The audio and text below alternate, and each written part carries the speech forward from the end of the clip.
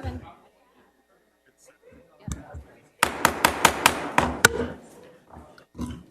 Thank you. It's a great day to have our Councilwoman, Grace Napolitano's over here. Thank you so much. Okay, and let's have our meeting started. Good evening and welcome to our February 4th, 2025 City Council meeting. Right now it's 7 o'clock on time. The meeting is now in session. Okay, tonight invocation will be led by Pastor Samuel Martinez from Amazing Love Ministry, and the Mayor Pro Tem Lopez Viado will lead us in the Pledge of Allegiance. All rise, please.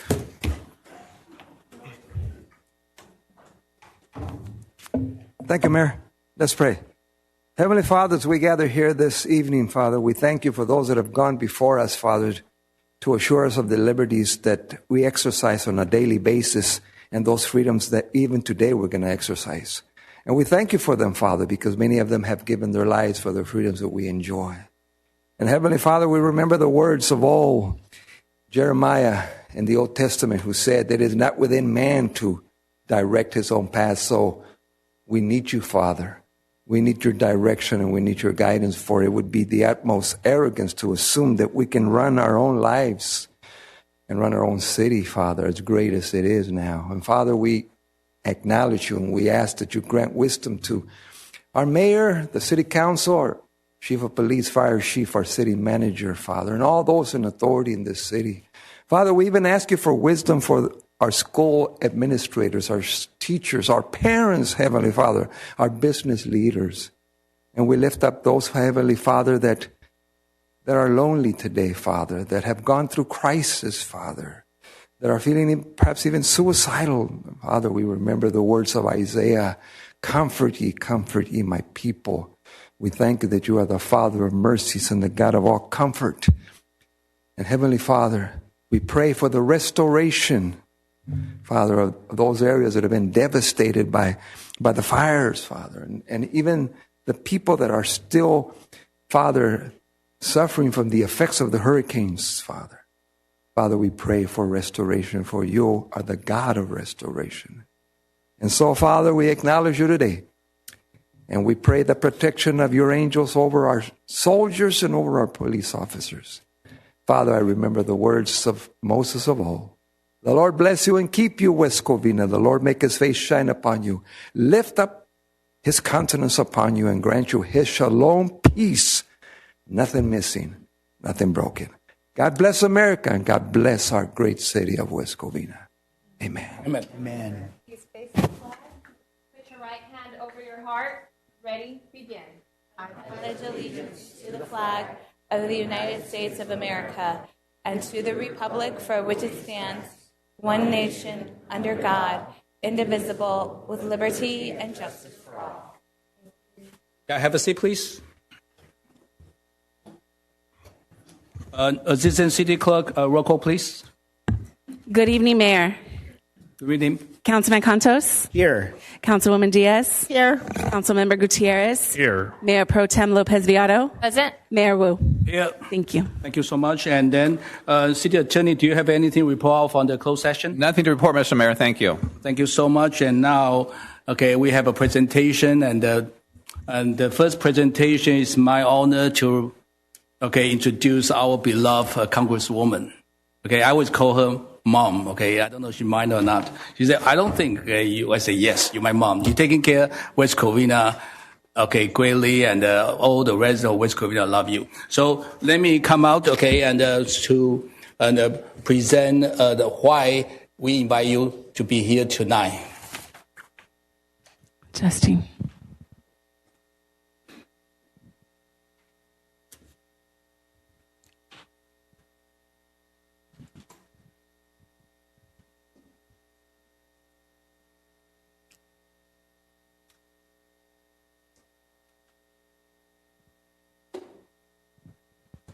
Yeah, I want to say, I work with you for my career as 9 years as city council, and I call you all the time, and you pick up the phone every time. But before I started, I want to read this so I don't make any mistake.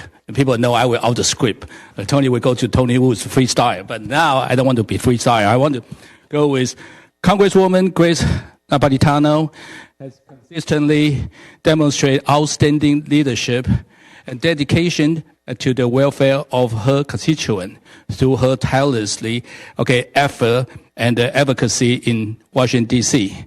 And I think Congresswoman can see we honor to put your gift right there, and then our Councilman Ollie sit in front of that. So maybe one day he's going to be there, so we can send our member over there. Okay, right, Ollie? Right. Okay, and Congresswoman Napolitano has successfully secured $7 million in federal funding for the Azusa Avenue, for the ADA handicap accessibility, and the most important, I've been gospel and preaching the choir and barking on the tree for 7 years about synchronization traffic signal for Azusa Avenue. And that is so important for our constituent, especially people living in this neighborhood, have this synchronization, because right now if you driving a Azusa, it's impossible to drive because it's bumper to bumper all the time. But you understand and you fight for us with that $7 million. We hope to have $10 million, but it's okay. We can set with $7 million. I'm a greedy man. Okay, I just want more. Okay, we want the more taxes come back to the West Covina. And speaking true, everybody's driving Azusa, so entire 5 cities will benefit this Azusa synchronization traffic signal, because from Azusa, Covina, West Covina, La Puente, City of Industry, all will benefit with this big thing. And we already put a priority to put this together, so we're going to spend that $7 million right away. So for the synchronization improvement project in West Covina, this funding will instrumental in enhancing the quality of life for West Covina residents. Not only the West Covina, all the surrounding neighborhood will benefit, improving transportation infrastructure by ensuring that the roadway are more efficient, and safer and environmental friendly. Why? Because you're not going to be bumper to bumper and continue to produce the pollution. Now, if you're driving 40 miles per hour, it will be all green light. Go to the 210 or go to 60.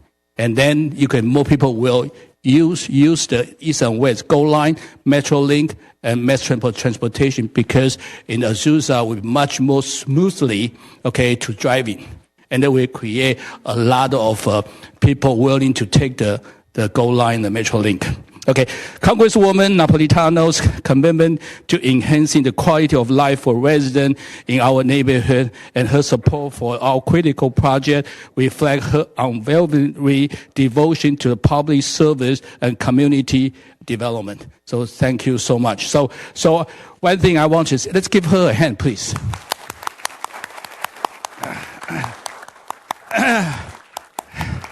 Besides, we have this $7 million, but in 2020, I was the mayor at that time. And 2020, that's why people call me pandemic mayor, because when I was mayor of the pandemic. And when that thing happened, nobody knows what's going on. Everybody's so worried. And we don't have a test center. West Covina, we are, lack of service and resource. And I called, our Congresswoman, I say, we don't have any resource. Can we use the CDBG fund? Use that fund, see, I remember, use that fund to become a test center, use that money to hire automate, and become the first city have a test center because our Congresswoman. Let's give her a hand again. Before even county set it up, on the El Monte and Pomona, we have an alternate with the CDBG fund, because without the funding, we cannot hire, alternate to do the test center. And I think that saved a lot of life for people know what's going on and kind of count the people down. But thank you so much. And then, plus we have all from time to time, including Cameron. I think we have a Cameron Avenue project with your help too. And now this $7 million with your big help, so we can do the synchronization and ADA they're handicapped. So keep people safe. And Azusa is a very, very busy street. It's the only street, avenue, north and south. If you look around, 57 and 605, in between, you have nothing. You only have Azusa Avenue, so-called Route 39. And then if you don't do a synchronization traffic signal and nobody will use, or people use, it will take forever for them to go their destination. So it's important to put this, and our Congresswoman heard it, understand, and fight for us. And we got this. The money, we check already. That's why you're here. The money already at Caltrans. So we can start the project right away. But thank you so much. We really don't want to see you, not in the DC, but you need to enjoy your retirement. So West Covina love you, and West Covina in debt for your service. So represent, West Covina, and we have a key of the city, and we want you to now, you can come up, rather than me yabba talking. We want the Congresswoman say something. Yeah, you okay? Yeah, you need a it's okay? Congresswoman? What can I say? I am honored deeply. You say anything you want. Well, anything I want. Thank you. No, It is a pleasure to see people here that I know. And the council people, you're great. You're doing a fabulous job. It's one of the few cities that I didn't have problems with. And I sure think that you're on the right track, doing all the things that are needed for the community. You place the community's interests first. That's what I've always done.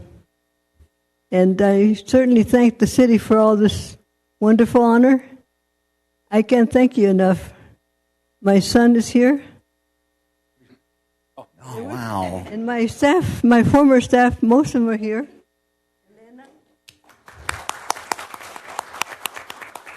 Irma. And Perlita. And Leandra. And they all are somewhere else. But I thank you very much. This is indeed a great honor. I can't thank you enough because you are a city that I've enjoyed working with. Thank you very much. I'll straighten you up. If you spoke of your needs, that's what we worked on, based on what your priorities were. Yes. So that's what we did. And I thank everybody. Lots of good friends. Dorn. Oh, Deborah Nieberman. Thank you, my dear. This Don and Vicky. My gosh, it's like old home week. But thank everybody. And I really enjoy being with you tonight. I'm glad I was able to come because I would be in Washington if I were still in Congress. Mm-hmm. Yes. Quite true. So I thank you very much for the honor. I think that, oh yes, Kevin and his wife, the artists, old friends. I know, oh my gosh, so many of them. Ken? I just don't know what to say other than I thank you very much for the honor. I'm very blessed. Thank you. We now, Council, you want to join me, please? Okay. We not only bring the key of the city, so meaning you can come in any office you want. Okay, the key you can open up all the places. Okay, the key of the city is too big. Okay, but you call city manager, he's going to open for you. But I think most important thing, I think I have a city council over here. Okay, and we want to and put that not only to give you the key.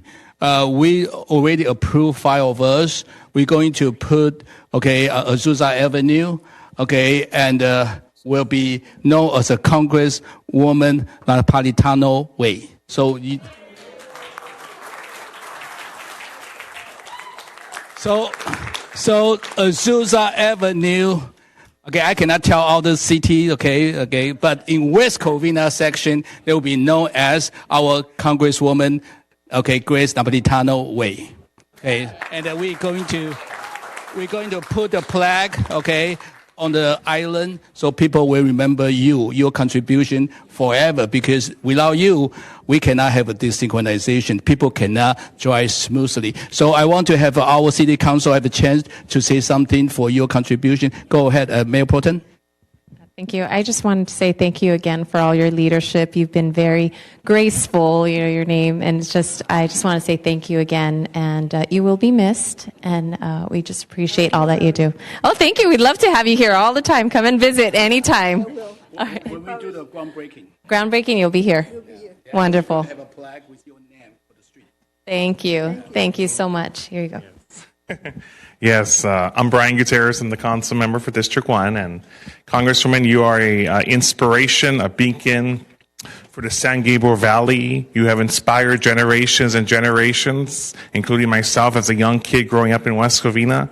It was inspirational people like you that made me inspired to run for office and be here who I am today. And your inspiration, what you did for the people of West Covina, and your dedication in not only securing $7 million for the Sousa Avenue corridor, but you also made sure that funding was available for people with disabilities. As the first person with autism elected to West Covina, you're my inspiration, and thank you for all you've done for people with disabilities throughout our nation. So, congratulations.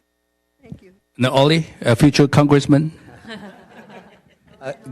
Grace, this is really personal here. I wanted to tell you how much I appreciate you for your friendship. Having met you way back in 2008 when I was still in Washington and spending time with you at the townhouse, I still have the tie that you gave me. And I also know your story, especially when we talked. You're the one who inspired me further to run for office someday. And back then I thought, I'm never going to run for office. I don't know how that works. But you personally had a role in my life in that way. Not to mention that, but the way that you started in Norwalk, and with the way you added a freeway on-ramp there, and then you went on to the California State Legislature, and then by the time you were done, you finished at the age of 88 in Congress. So many things that you are as a person. It is beyond any project. It's really fitting that there's a road that's going to be named after you, because you've paved the way. You have built that road for so many of us across every political perspective.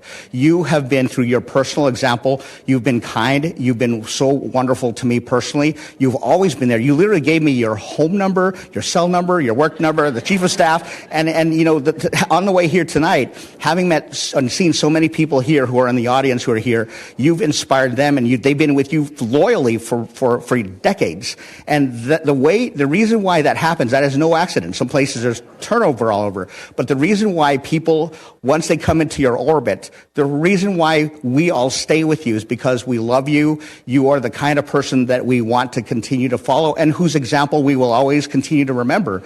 And your biggest legacy goes beyond any specific project. It actually transcends all of that, and actually means more, that we all get to remember and continue to learn from your ongoing example. And when we put into our lives the example of humble service, of being there for people, of always working hard to listen, and then to following through and taking action, those are all hallmarks of your personal legacy. So to get to be here and to be with you, and now personally for me to be ended up being elected and having been inspired by you, and the time that you saw me at practically zero notice when I went to Washington, you were just such a warm and wonderful and kind leader. And there is a reason why people from across the aisle and across every perspective respect you. It is because you are a woman of leadership, you are a woman of principle, and especially you are a person who loves, and because of your love for others, we all love you back. So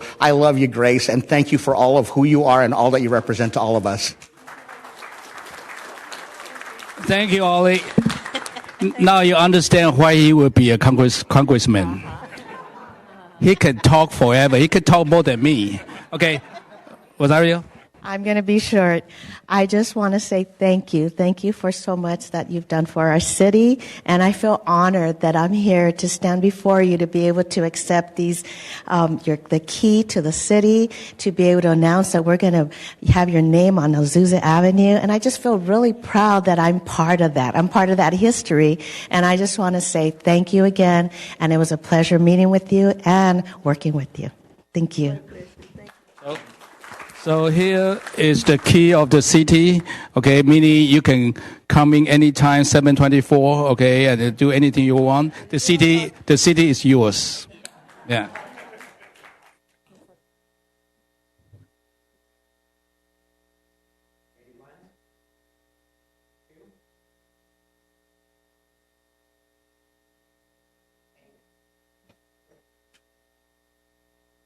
Okay, next one, we're going to give you the street name. Okay. Yeah. This is Congresswoman Grace Napolitano Way. The way to help people, the way to care about the people and to make things happen for the people. So thank you so much. You deserve the street named after you. Okay, thank you so much. Because everybody thinks I did it all by myself. I didn't do it alone. I had people in Congress help me, other Congress people, but also my staff. My local staff, my DC staff, should take the credit because they're the one who did the work, and I take the credit.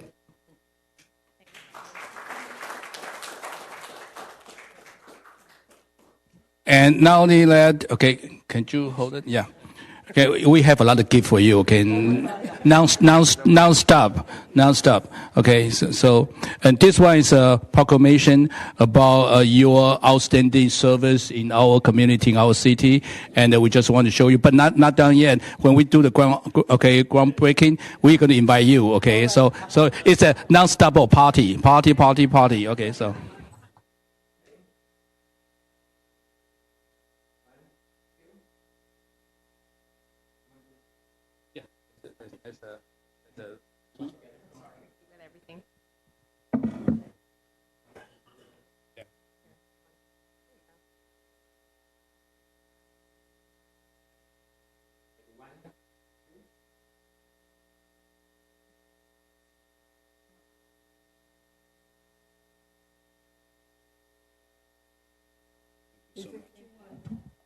I'm extremely honored. To be honest, words cannot say enough. So thank you. Well, you deserve it, okay, and because your service to our community, to the entire constituent, I think this is how you can see people love you. Thank you so much. And I think, yeah, okay. And I think we have Carla. Carla, okay, you represent, you want to say something? Or do you have gift? Okay. I want to see the gift. Yeah. Oh, you guys can stay here. It's okay. You want to stay here? Okay. Oh. Thank you. Okay. Right here, sorry? Oh, okay. Hi, everyone. Thank you, Mayor. Thank you, City Council. Thank you, community of West Covina. My name is Carla Cárdenas. I'm here on behalf of State Senator Susan Rubio, recognizing Congresswoman Grace Napolitano for your years of service. But also, on a personal level, 2 years ago, Congresswoman Napolitano hired me in her D.C. office. I was a student at Cal State Fullerton, leaving home, and you welcomed me with open arms. I'm going to cry. But we just want to say that we appreciate your work, your years of service, not only to the 31st Congressional District, but of course everywhere outside. Even where I grew up in Santa Fe Springs, your name was very well known. So I want to thank you on behalf of myself, of course, and on behalf of the California State Senate. Congratulations. Thank you. Would you thank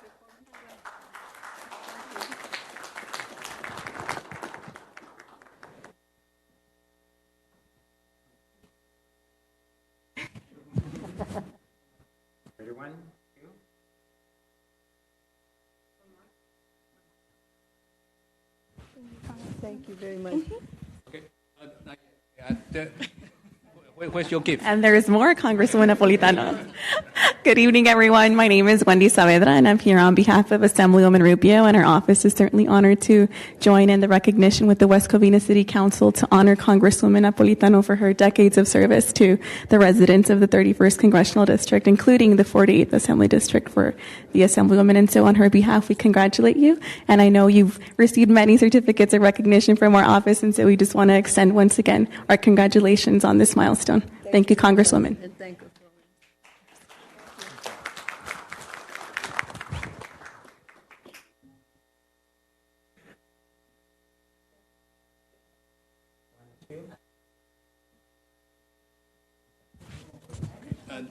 Yeah.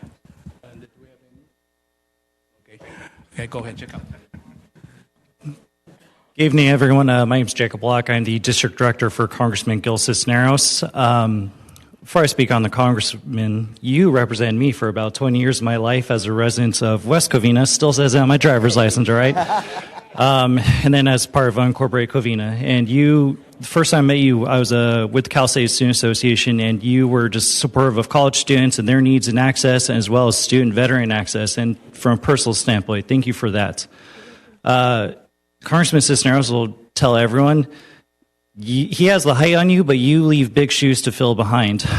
Whether it's transportation, the environment, your work on mental health, youth programs, he's going to carry on your legacy. And, you know, I tell every council member, a city manager, every project that maybe is still pending in FY25 that you couldn't get through, he's going to be there to make sure it does get through.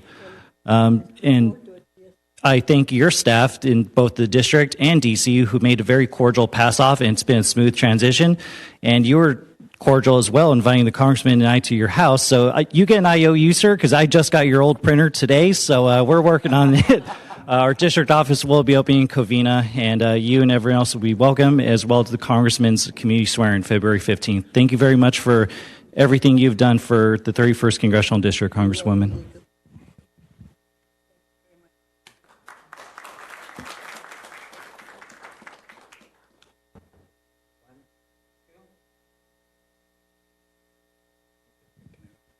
And we hear one person, he want to say something because synchronization traffic signal will do a major impact to his agency. Yes. Full Hill Transit. Okay, we need some funding for you too. Okay, so you want to say something? We always need funding, sir. Well, it's a great honor and an unexpected surprise. I just came here to cheer for one of my favorite people ever. And Grace Napolitano has represented me and my family for decades and has been an incredible friend. From a regional standpoint, from a Foothill Transit standpoint, she has been our champion and our rock. And when I think about the Azusa corridor, the Azusa Avenue corridor is a key corridor in the Foothill Transit regional system. And so all of the improvements that happen there help all of the motorists, including the transit buses that run up and down that corridor. It's one of many, many, many projects that you've spearheaded for us. We're so grateful for all that you've done and for your friendship. And the outpouring of love here is evident. We all love you. Thank you. I thank you.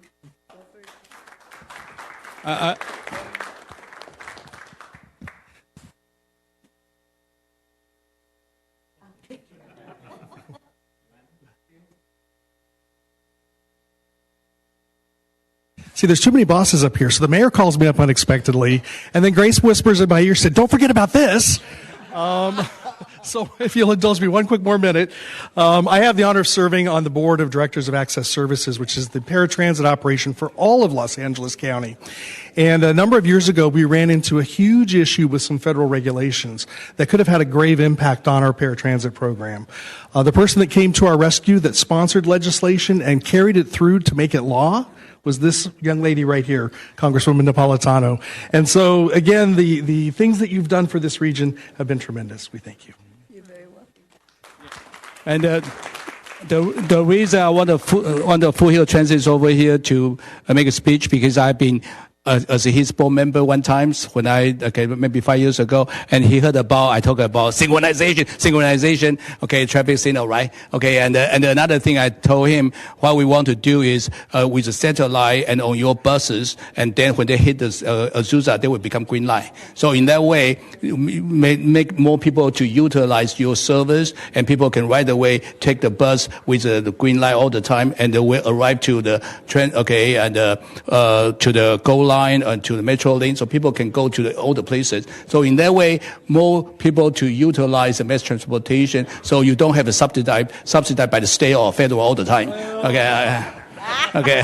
So anyway, but I think we work together with transportation, and that's what it's about. I think we have the principal of Laverne University want to say something. Go ahead. You want to go in the middle? Oh, sure. Grace. I'm so honored to be here with Congresswoman Grace Napolitano. My name is Devorah Lieberman, and last year I retired. I hate that word, so I'm saying rewired. I didn't retire, I rewired as the president of the University of Laverne. And do we have any graduates from Laverne here? Oh, right now? Okay. She's brilliant, I can tell. So I came here this evening because Grace Napolitano has been not just an influence in one little area. The ripples of what she has done in this entire region, I think, are beyond measure. When I first started at Laverne in 2011, I didn't know a soul. Grace Napolitano was one of the first individuals that I ever met. She came to the university. You gave that talk on water, the water conference that we had there.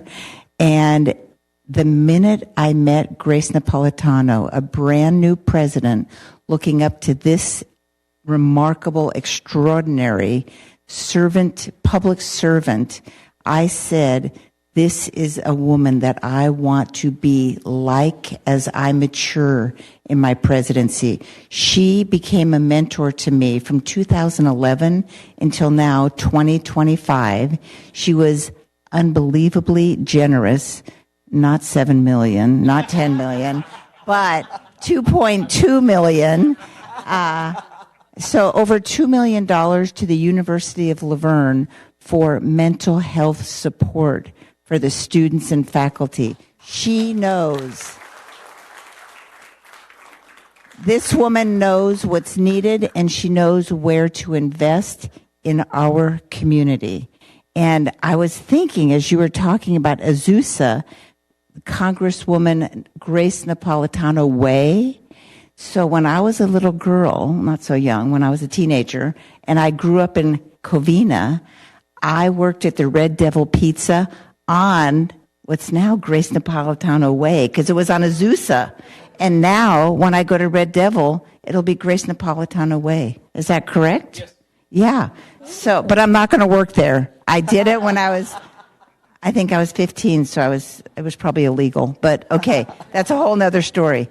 Grace, we love you, we respect you, we admire you, and you inspire every single one of us. Thank you.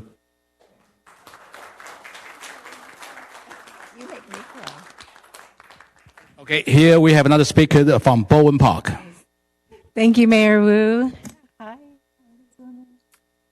Good evening, council members and mayor and congresswoman, all of you who are here, a lot of familiar faces.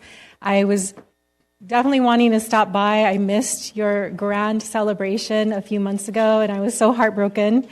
And I didn't want to miss the opportunity tonight to cheer you on in your retirement, to say thank you for all the wonderful, advocacy and the projects and the funding.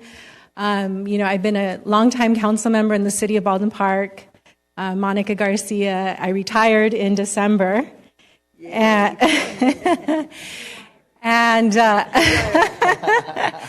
and so I, just wanted to come and express my deep appreciation for your commitment, not only to Baldwin Park, but to the region on issues that are so critical to us, like infrastructure, water quality, transportation, mental health, veterans.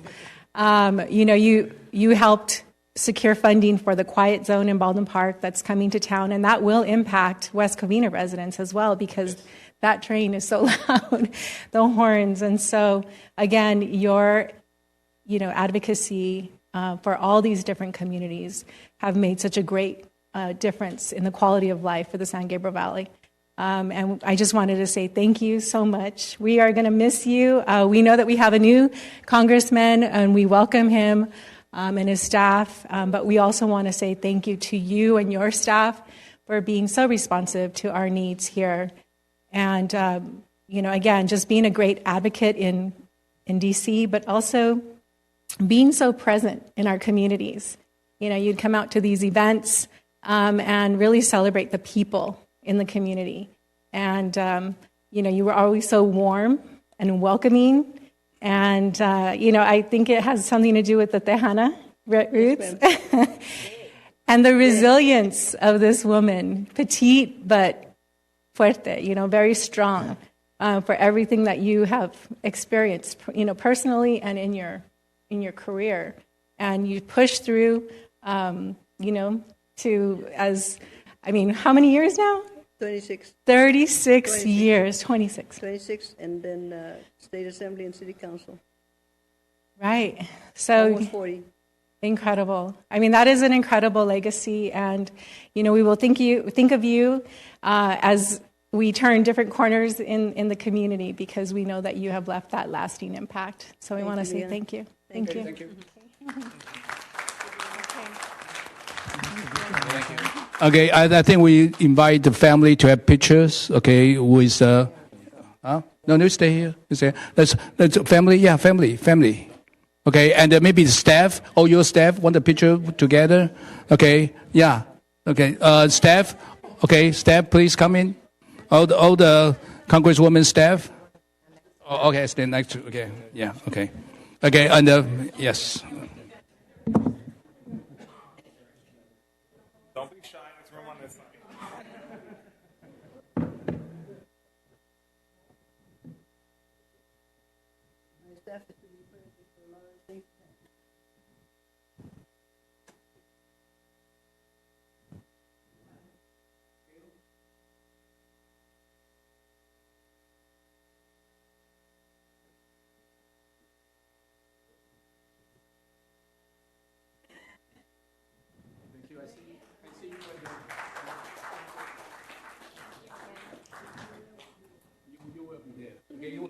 I said to do it within a couple months.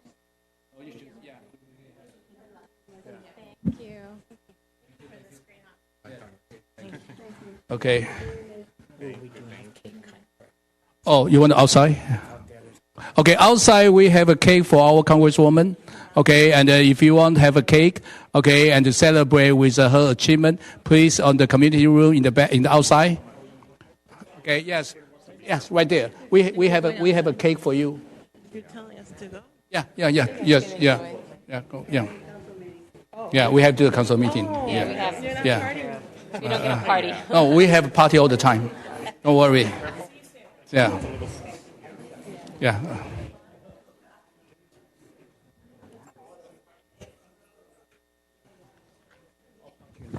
Thank you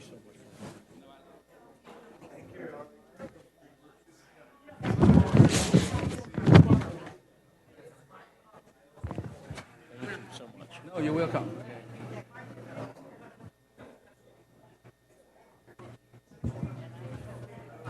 No need. We can take. Okay, we're going to go to the next presentation. If you want the cake, okay, we can. Okay, would you please step up to the community room?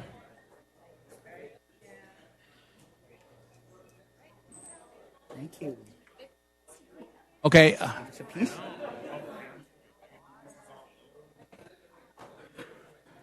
Okay, we have a presentation. Okay, Council, you got ready? We need to move the agenda.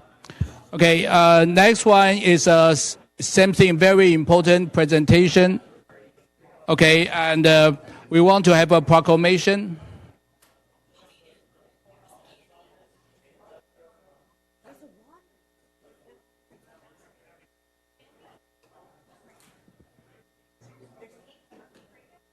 Yeah.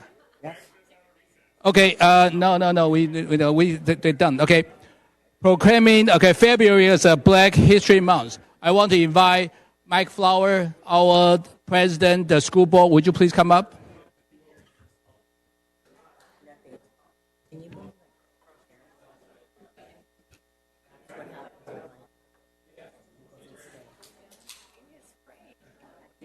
Sorry, they want to eat cake.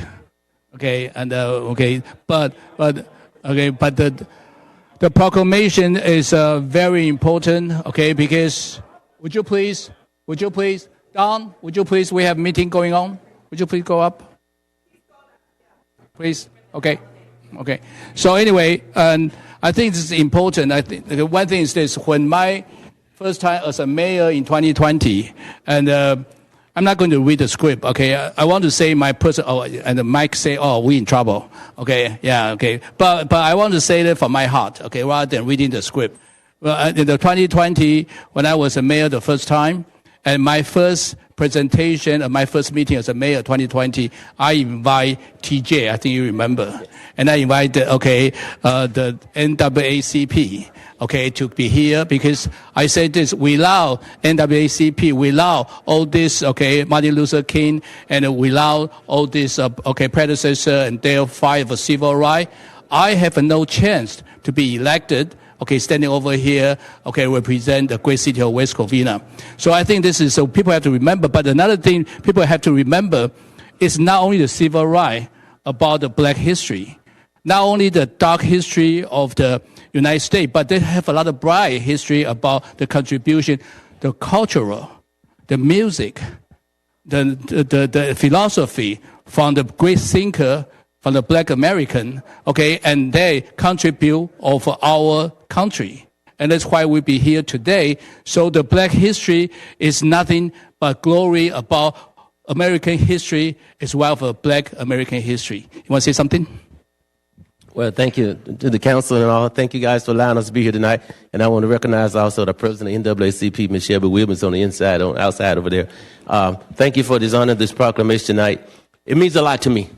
As in short story in 30 seconds, I'm from Memphis, Tennessee, so I'm a country boy. But I was in middle school in Memphis when Dr. King got killed. And I can go back and I can remember the curfew that they put us on. I remember seeing the older kids walking out of school to protest. I remember, with the curfew, I remember the National Guards. And I was a little kid, and this is in the 60s. I must say this, they had colored fountains and white fountains only in that time. But yet, my parents never mentioned about hating this person, hating that person. And honest to God, my teachers never spoke about hating a different race and different things. So we was brought up different. I don't know how it is today, but I could say a lot more about growing up, about Dr. King, which one day I hope to do speak about. It resonated with me. I was a history buff. But that's one thing I want to say about West Covina. Even though I'm the first African American ever been elected to the West Covina Board of Education, I have to give recognition to the city of West Covina because they never looked at me as that. They just put their trust in me. So to the citizens of West Covina, thank you all for putting your trust in me. And I was in the military. I fought for that flag. I believe in that flag, and I stand for that flag. No matter what race, color, creed I am. I'm a Black American, yes, but I'm American first and foremost. So thank you for this honor. Ms. Shepard, you like to come up? And I don't know, we have an NAACP representative. You want to come up? And Shelby, right? Okay, I think you're the new president. Okay, and my first 2020, and I invite TJ is my first presentation. I have a proclamation for NAACP. I say without their fight, this, but again, I want to go into much more brighter about the contribution, about the culture, about all this knowledge and contribution to this great country. Because without the Black, and their contribution, we're not American, because American is diverse with everybody. And plus, West Covina is so diverse, and you can see, look at the city council. You have a blind artisan, woman, and a fresh, immigrant. So you have all the people represent the diverse of city with everybody have an equal right to run and to serve. And I think this is all important for us. No matter what your background is, we are the same human being. You're willing to serve and let people to vote for you. And you want to, study, you want to do music, you have the freedom, equal opportunity for all. Shelby, you want to say something? I just want to thank the City of West Covina, Mayor Wu, as well as each of the 5 council members, as well as the city. And I want to thank Mr. Flowers for honoring Black History Month. It's indeed a nice thing to have happen. Thank you. Yeah, and I think Mike Flower is always like a fixture to the city hall. He always over here work with me for the student project. We have a Sharp Local After School program. He devoted for the children education, and so we call him Mr. Love. Okay, and he's the person bring love to everybody. Okay, that's why he doesn't want to be a city council. The city council is very controversial. Okay, you won't get all the love. Okay, so I think people know. Okay, anything you make a decision, you have some people won't like it, but somebody have to do the job. But I want to say this again. Thank you so much for the contribution. Okay, people shouldn't judge by their skin. Okay, should judge by their content. But most important thing, the contribution from the Black American, that's unbelievable. Okay, you see the jazz, you see all the music, you see all the culture, you see what the contribution and to our current what American is. But thank you so much. Okay, and we want to continue to work together. Okay, and to make our West Covina continue to improve and with all you guys' help. So here is a proclamation represent the city. Thank you so much to represent the Black American history, and we are honored to have you guys continue to work together. Yeah. I forgot to say, can we have some hand, please? Okay.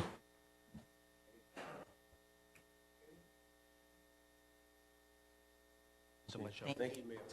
Thank you. And as the Board of Education, I look forward to this West Covina's Unified School District and the West Covina City working more together as a team. We're united as one. Yes, we already, I assigned myself as a liaison for the school, and so meaning what we want to connection with the school, with Covina Unify, and the Covina Unify, and Covina Valley Unify, and the Roland Unify, to work together because we serve the same population, and we serve the future of our hope, our children. Okay, thank you so much. Appreciate it.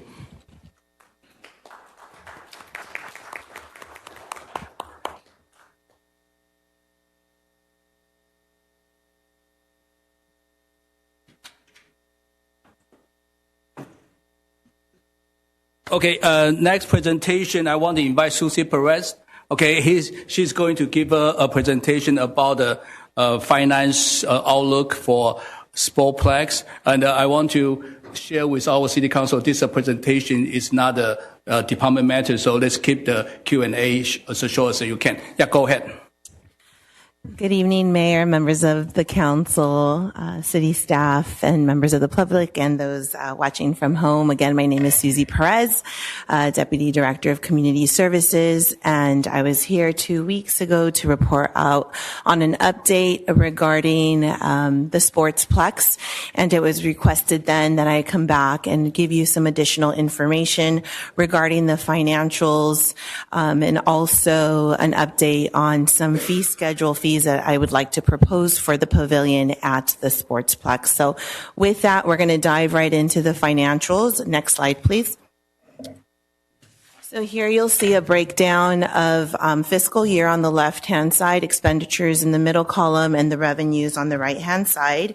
So for the 2021-2022 fiscal year, our expenditures were approximately $982,000. And our revenues were approximately $223,000. In 22-23, our expenditures were a little bit lower, $722, and approximately $170,000 in revenues. So I'm assuming that potentially that year, maybe there was less tournaments, rentals, therefore we had less staff costs potentially in that fiscal year. And then in the 2023-2024 fiscal year, our expenditures were pretty similar to the 2021-2022 fiscal year at closer to $1,998,000, and our revenues were approximately $132,000. So in our current fiscal year, the number that you'll see there, those revenues and expenditures are based for the first 6 months, so from the months of July to December. And you will see that our expenditures are trending similar to 21-2022 and 23-2024 at $536,000 approximately. And something to highlight are our revenues at approximately $164,000. So you can see here that our revenues already for 6 months in have been over the 2023-2024 fiscal year, and are projecting to also exceed the fiscal year 21-2022 and 2022-2023. Next slide, please. So again, just to highlight that we've generated in the last 6 months $164,000 for this current fiscal year. And in some cases, we anticipate that those revenues will exceed the previous fiscal years from when the city took the Sportsplex over in 2021. Cost efficiency, the expenditures for 2024 and 2025 are on track with previous years, indicating that the Sportsplex operational costs have remained stable with the current scheduling of activities. And then this is something that we touched on at the last meeting, but I addressed some of the ongoing maintenance and one-time improvements. So at the Sportsplex, we require one-time improvement projects and ongoing maintenance to ensure it remains a high-quality facility for the community. Some of the one-time projects and include field renovations, lighting upgrades, pavilion and playground upgrades, and it addressed significant enhancements to improve functionality and visitor experience. And meanwhile, some of the ongoing maintenance include the landscaping, equipment servicing, utilities, to ensure that the Sportsplex operates smoothly and safely on a daily basis.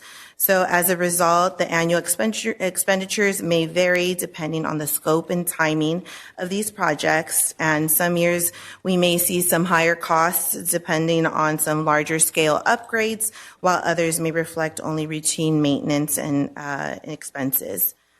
Next slide, please. So some of the driving factors that we've seen in the past 6 months at the Sportsplex is obviously the enhanced programming and really focusing on promoting the Sportsplex and bringing new teams for our adult leagues. So again, this is information that was brought forth to you at the last council meeting, but you'll see that we have 34 tournaments confirmed from now through the end of July. So every weekend that the Sportsplex is available to be open, it is open for tournaments. We do close for our citywide special events because all of those staffing resources are used for those events. So there are some weekends that the Sportsplex may not be open due to those special events. We're excited to say our adult league started this past Friday. We have 20 teams playing on Friday night and 9 teams playing on Sunday night league. So the league, again, this just began this last week. And so the league fees for those are approximately $485. And so you multiply that by 29 teams, it generates some additional revenue there, and it allows for us to program on Friday nights as well. And then our weekday applications, when I put the slideshow together, we had 8 weekday ball field applications submitted, but those continue to come in every day. And so depending on the need and the availability, we are booking regularly Monday through Friday for practices up at the Sportsplex, beginning whenever a team is interested and available to come in, as late as they're interested and available to stay. So some of the facility upgrades that we have seen to increase and elevate and enhance the Sportsplex overall include the repairs to the batting cages, making them fully operational. We contracted nightly janitorial services, which we didn't have previously. So it's been just in the past 2 to 3 months where the Sportsplex is being cleaned nightly. That was something where, our internal staff was trying to manage as best as they could. But that was one of the major complaints that we were receiving at the Sportsplex, just the cleanliness of it all. But that has started since then. Implementation of the snack bar sales. So again, we're trying to get innovative and resourceful and utilize our space effectively. So in the last few months as well, we've started generating some additional revenue in the pro shop, and we're selling water, soda, chips, candy, just things that, our regular patrons like to get from a snack bar. So we're looking at different ways to also implement some additional sales there, whether it's merchandise, that are just specific to the Sportsplex or the city. So as we hopefully continue to evolve, that also evolves with time. So we replaced the damaged section of the pavilion covering. Obviously, we had a little bit of the wind, but there is one entire section there that is new, and we're still addressing the pavilion tent due to the winds that we did see a few weeks ago here.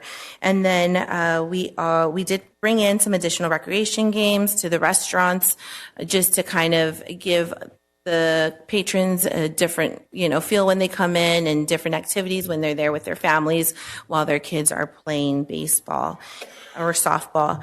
And just to touch up again on the removal of the stadium seats on both the first base and the third base lines on all fields. So all of the seats are repaired right behind home plate, but that allows for our residents to come in or our customers to come in, bring in their umbrellas, chairs, and set up however they'd like for their game.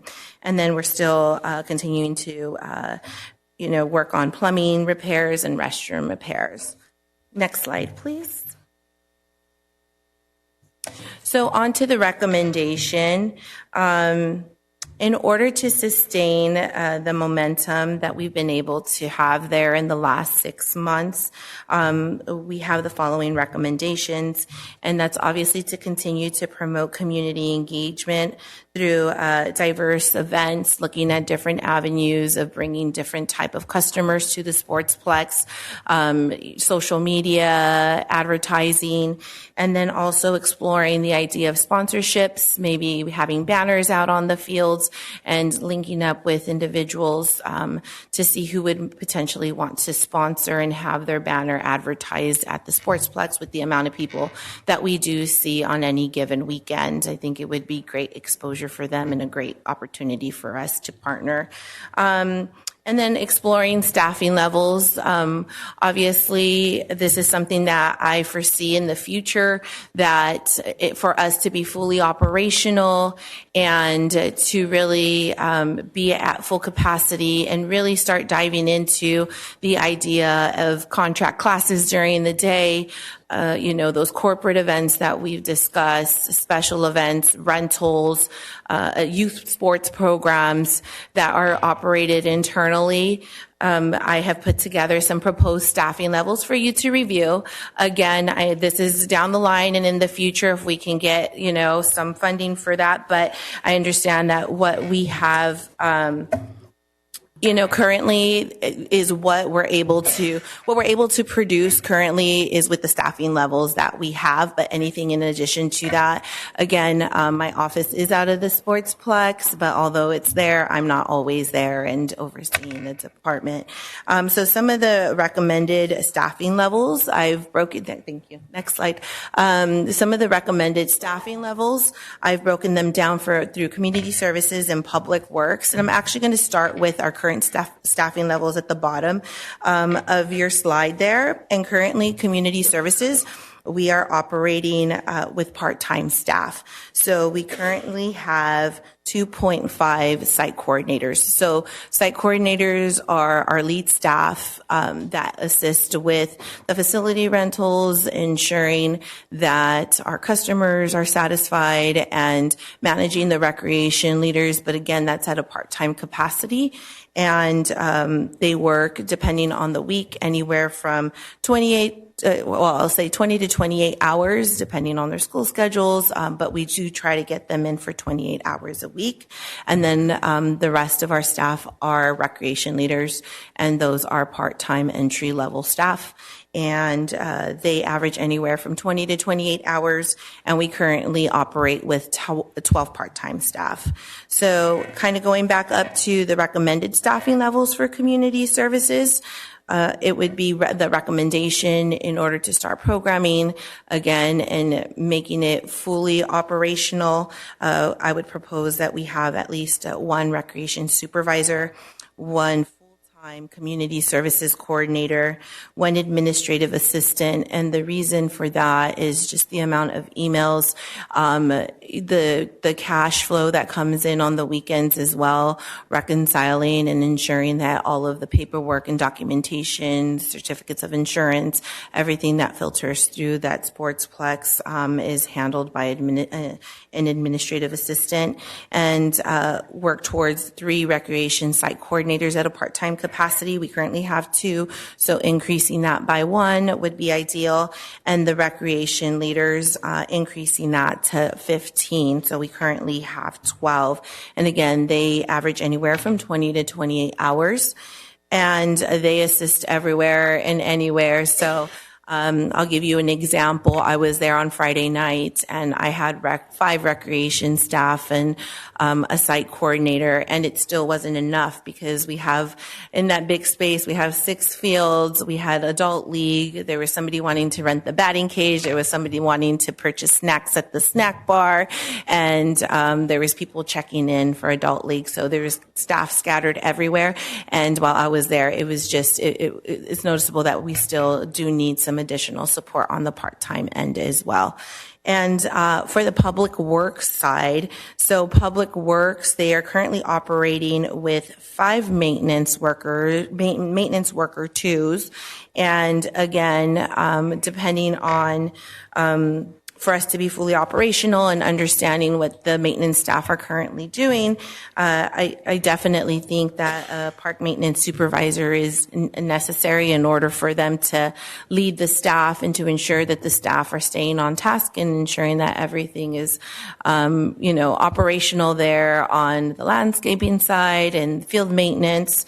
And then maintenance lead worker, so that I'm requesting or proposing that there be 1, and then maintenance worker 3, 1 full-time, and then maintenance worker 2, 4, which we already have 5. So potentially one of those positions can work towards a 3, and a maintenance worker 1 full-time position, and then a maintenance assistant. So I have that as a limited services position. So currently what is happening is our full-time maintenance workers, when we have tournaments, they're coming in on the weekends to cover those shifts to get the fields prepped. If we had some maintenance assistants part-time on the maintenance end, then they can come in and start assisting with some of those functions and prepping fields and, looking at what that looks like, paying somebody at a part-time capacity versus somebody at an overtime rate. So next slide, please. Now diving into the multi-purpose pavilion, looking at our current fee schedules at our different city facilities, looking at what we currently have at the Sportsplex, I took a little bit of both and really broke it down in what I felt was something that would be feasible for the multi-purpose pavilion only. So our current multi-purpose pavilion rental there's a $65 an hour rate. So that's for any type of rental that comes in there. That could be for a party, a corporate event. There aren't any packages or anything set. It's just the hourly rate. And then there is an hourly staff fee that is currently charged at $20 an hour for a minimum of 2 staff. And there's a refundable security deposit. So looking at big picture, looking to the future, looking to hopefully expand our services and really promote the multi-purpose pavilion, I have proposed the following rates. So if someone is coming in and they are looking to rent the soccer or the multi-purpose pavilion for soccer, rugby, flag football, anything, a sport related function, then we would charge them the $50 an hour rate. And then we would only charge them the $20 an hour fee with 2 staff minimum if we had to open the sportsplex for that specific activity. So if the sportsplex is closed, they're wanting to rent out the pavilion for soccer practice, and that's the only thing happening up there, then we would implement those staffing fees. If there's already activities happening at the sportsplex, all the ballparks are rented, somebody wants to come in, they want to rent the pavilion for soccer practice, then they would just be charged the $50 rate. And then looking at, I use the senior center as a model for the rest of the rental rates here. So the senior center accommodates approximately 200 for a party versus the sportsplex accommodating 500. Senior center for a 6-hour rental is about $2,000. So I increased it to $2,500 for the sportsplex. So it's a 6-hour rate, and that would include the staffing costs associated with that. And then it goes to 8 hours at $3,000, 10 hours at $3,500, and then each additional hour after 10 hours at $300. There is a refundable security deposit. So again, this is proposed. Right now, it's still currently $305 for any rental at the sportsplex, and that's what we would continue for any sports rental. Again, this is a refundable security deposit. So if they rent out the facility, if they're an ongoing renter, they're renting out every week, we'll collect that refundable deposit once. And if there's any incidents, or we would just pull from that deposit there. If they want to, discontinue renting, then everything, their balance is paid, then they would get that reimbursement of $305. Knowing that hopefully we can rent out for corporate events, I've increased that to $500 for their refundable security deposit. And currently at the senior center, and I just matched everything that was there, there is an alcohol permit fee of $150. So parties that come into our city facilities that are going to be serving alcohol do have to pay that $150 permit fee.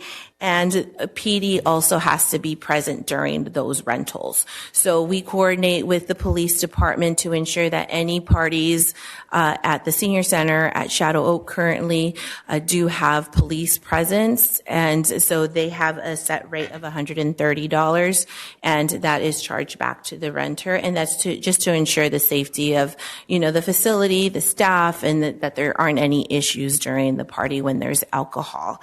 And then I incorporated a cleaning fee of $500 for any corporate or party events. So knowing that it's a big space, the space is going to have to be cleaned at the end of the night, I've incorporated a cleaning fee there. And then just keep in mind that all rentals, regardless of whether it's a sports rental or a party, are required to provide a certificate of insurance with the endorsement page. And that's something that we can help guide our renters through and give them some resources that we have in order for them to pull the needed certificate of insurance. And then all of their tables, equipment, chairs would not be included with their rental for a party. But on the plus side, they can bring in any event organizer, decorator, caterer that they may have for their rental. So a lot of these places you have to book directly through their catering company. Here they're renting the space, and then it's a blank canvas. Come in and just, make the magic happen. Next slide, please. So with that concludes my presentation, and I'm open to any questions or coming back before council in the future with any additional information. Thank you so much. And council, anybody want to have a question? Okay, and council member Gutierrez, go ahead. Yes. Let's see. Do we know, maybe this is a Paulina question too, but do we know if when Public Works is going to replace the damaged swing sets at the Sportsplex? I don't know. Do we have a... So I've been in contact with the Public Works Department, and they did get the manufacturer out to take a look at those playgrounds. So we are waiting on an estimate back from them. Some of the equipment is no longer available, expired, so we're trying to see what avenues we can take to get something repaired up there with something comparable. Okay. Because I think at one point, I contacted one of the manufacturers that actually made that, and they said they had it in stock. I will follow up with them. Yeah. No problem. Next thing is, what does Public Works do throughout the day besides the fields? So they do the landscaping at the Sportsplex. They also assist with facility maintenance if we have light bulbs that are out. Irrigation is a huge one. Ensuring that all of the fields are prepared for the evening or the weekend. And sometimes they do assist throughout the city as well for other functions or as needed within the Public Works Department. But I will defer that to our Assistant City Manager, Roxanne Lerma, I'm not sure if you want to add anything there. Through the chair, if I may, Councilmember Gutierrez, to answer your question and to piggyback off of what Deputy Director Perez had said, yes, they are up there. They are doing the field maintenance, doing the repairs, taking a look at some of the deferred maintenance that hasn't been addressed. But in addition to that, there are staff members up there that when there are additional needs throughout the city, that is where they're pulled from. Yeah. So on a community service side, you're doing a remarkable job. I went to the park last week or the week before, and when I went there, and this is not community service, this is probably a Public Works issue, but the Sportsplex is filthy and dirty, and we need to make sure that we have 5 full-time people there, Paulina, that they're maintaining the Sportsplex, keeping it neat, keeping it clean, using a water pressure machine that we own in our equipment, and they wash down the floors, the walls on the baseball fields. We want to make sure that the park is maintained, especially if we're spending hundreds and thousands of dollars every year to maintain it and keep it nice for our community. Another thing, let's see. And so I see, soccer will be 50-foot pavilion. And how much is the softball right now?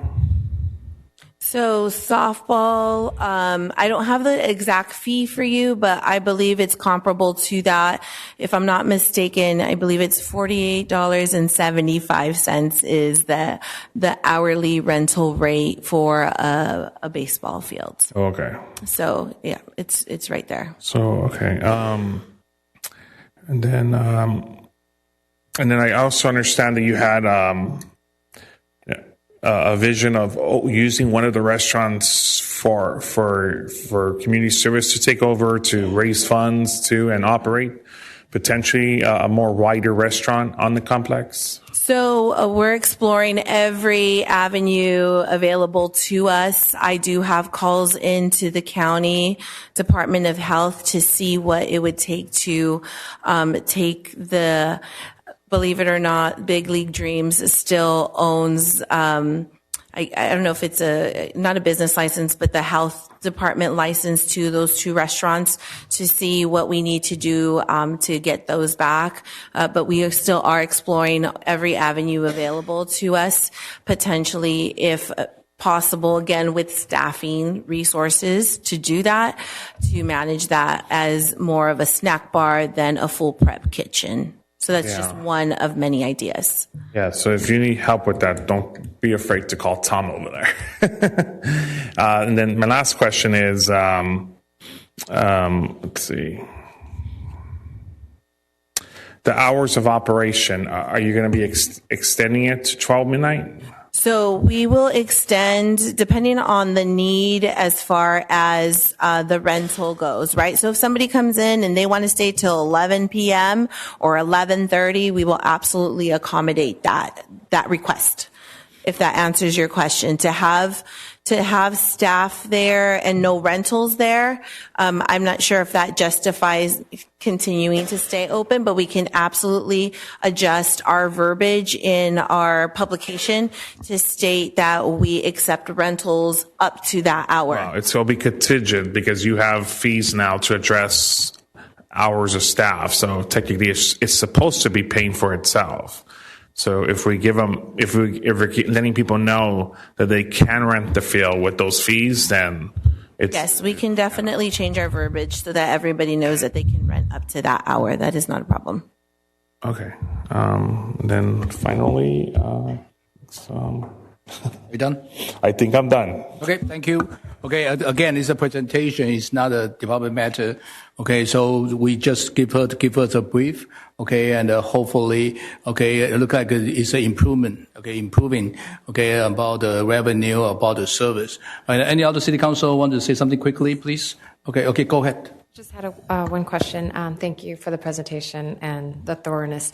The staff hourly fee, what is the current part-time staff that we're currently paying? Because it looks low. Most places, they charge like $25, $30. So I believe the beginning hourly rate is 16 and change for staff or an entry-level recreation leader, but obviously they have steps that go up from What is there. the highest? I do not have the answer. If the to that, highest unfortunately. for paying staff, let's say they're paying $22, $25, the hourly fee, 20, yeah, should be above Increase or it. yes. So that's the only thing that I just caught. Thank you. Okay, Mayor Pro Tem, I think it's a good point. Okay, if we charge the staff, we pay them $20, $25 per hour, then we should charge the same so we don't take the loss. But we can see, compare with previous years, as you see the big improvement. Okay, and hopefully we can get a restaurant and that can be operate. Okay, and then you can bring more revenue. It's really a pride of ownership for that place. It looks so pretty and I understand. Okay, and Brian, our council member Gutierrez told me about some issue, but we just went through the windstorm. Okay, and it is a lot of mess. Okay, so hopefully, and we will continue to keep the place clean. Any other city council want to say something? Otherwise, no. You have more? Oh, yeah. Go ahead, Rosario. I really want to address the issue about a restaurant there. And I'm just wondering, have we had any interested parties that want to maybe rent or lease our restaurant there? I can briefly answer that, and then I'll defer it to our assistant city manager. And there was an RFP for that before I arrived, and it was in the process.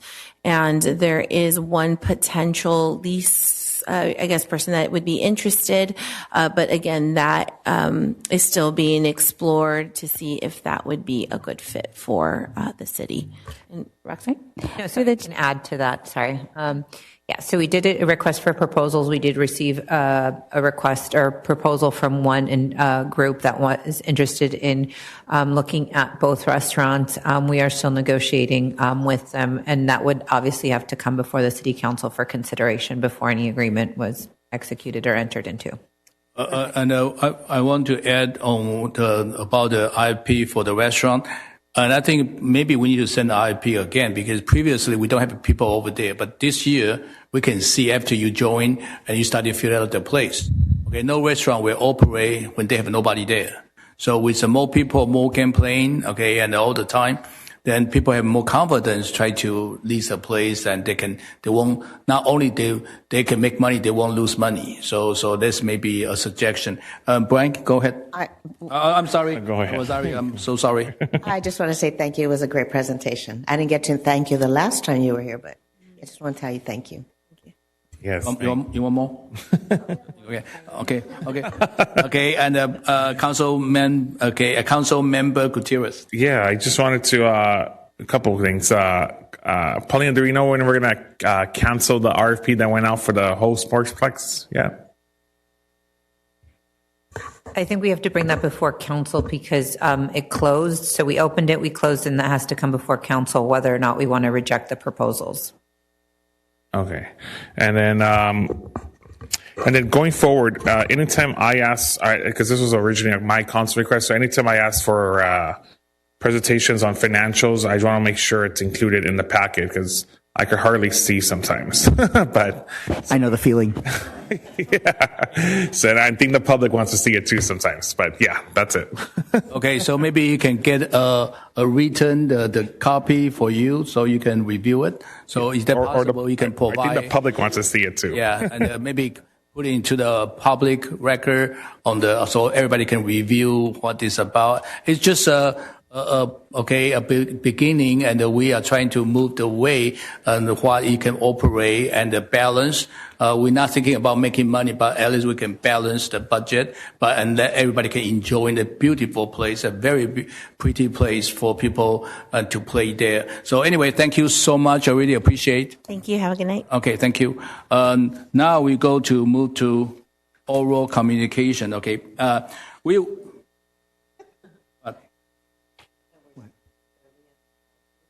Yep. We will now move to oral communication. Okay, if anyone would like to address the council, please fill out the speaker card and submit to the assistant city clerk prior to the start of the oral communication. Otherwise, your speaker slip will not be accepted. So we approve last time, so we are changing some of the guidelines. So basically, okay, and you submit your speaker card, okay, before the oral communication starts. So this has been approved. And when you hear your name being called, please start lining up in the center row. The timer will start when you reach the podium. Okay, request to speak on the agenda item will be heard prior to the request to speak on the non-agenda. And we are going to start with our oral communication, and we change it to the 3 minutes. Go ahead, first speaker, please. Mayor, first speaker is Mario, followed by Joanna G., followed by Doug 4.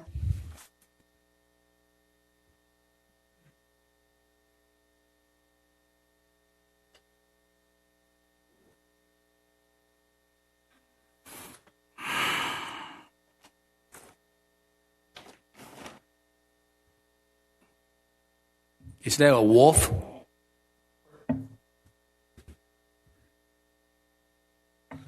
All right. A couple things to touch on today. Oh, I'd like to hand these out. On that point. I guess a couple housekeeping items would be to change the verbiage on the agenda and the cards to reflect the 3-minute time. Also, maybe a resolution on any presentations, PowerPoint presentations, to use a no smaller than a 12-point font so that we can read that as well. Would help out. Right, so Mario Sobolvaro, I think, says West Covina resident. Good evening, council members. I'd like to address 2 important topics tonight. First, I am requesting that the City Council review California's new daylighting law, which took effect on January 1st, 2023. Under Assembly Bill 43, Section 21455.7, Section A of the Vehicle Code restricts vehicle parking within 20 feet of intersections or crosswalks to improve pedestrian and cyclist safety. To help drivers comply and improve visibility for our pedestrians, I recommend that the city consider painting the curbs red in areas where parking is now restricted. This simple measure could significantly reduce confusion and enhance public safety. Second, I'd like to briefly discuss service dogs in public spaces. As defined by the Americans with Disabilities Act, ADA, Businesses and public entities are permitted to ask only 2 questions when determining if a dog is a legitimate service animal. Is a dog required because of a disability? What task or service has a dog been trained to perform? Those are the only 2 questions that you can ask. Anything beyond that, I've helped educate people on this. You find yourself in a liable state. What they cannot do is request documentation, demand to see the dog perform its task, or ask about the individual's disability. These protections exist to ensure that individuals with legitimate service dogs can access public spaces without unnecessary scrutiny or invasion of privacy. It is also important to note that having a service dog present is always at the discretion of the handler. While I often rely on my service dog Kaiju to assist me, there are times when I choose not to bring him with me depending on the setting and my needs of that day.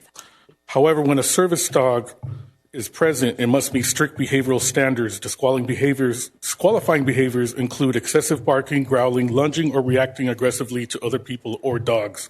If a service dog is out of control and the handler is unable to correct its behavior, the dog may be legally excluded from the premises. Just letting you guys know this, kind of educating here. All right, 13 seconds. Lastly, as a barn board steward of Hearst Ranch, you're going to be having a meeting on the 12th. Kennedy is going to talk a little bit more about it, but I hope you'll be our guest and join us. Okay, and city clerk. Okay, we accept maybe he doesn't know. Okay, and next time, it's okay. Okay, no problem. Okay, go ahead. Okay. We last time we approved changing to submit the card beforehand. So, but since this is the first time, people are now used to it, so it's okay. Yeah, go ahead. Good evening, Mayor, City Council, City Manager, and staff, and members of the community. Joanna G. from West Covina Library. Just to let you know, we have our regular programs for children, teens, and adult, and for all ages. For more information, it's all online at lacountylibrary.org. 2 programs I want to highlight. One is Design Your Own Tote for Adults, and this is going to be on Tuesday, February 18th at 2 p.m. All materials provided, and it's free. The next one is the African American Black History Month program, Brotherhood of Sleeping Car Porters, and this is going to be on Tuesday, February 25th at 2 p.m. We will have coasters to commemorate the special event, and it's for adults. For more information, everything's online. Any questions? Any question? That's it for me. Thank you so much. Great job. Okay, appreciate.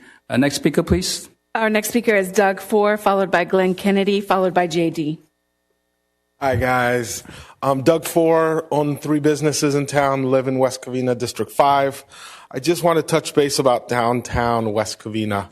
As you guys probably know, the 2 shootings that happened on Saturday, we need help down there. I think there has been 6 to 8 shootings or stabbings in the last 2 years.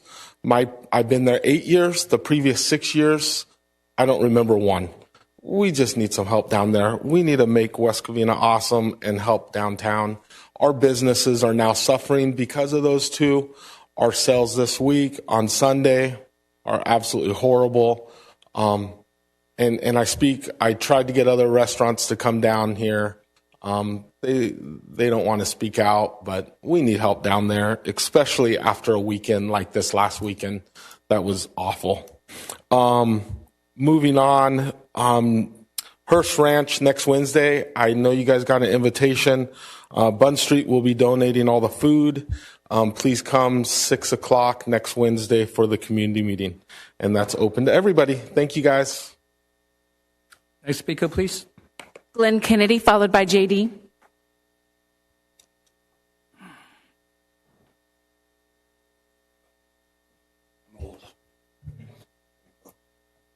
City Council. Good evening, City Council. Glenn Kennedy. How's everybody doing tonight?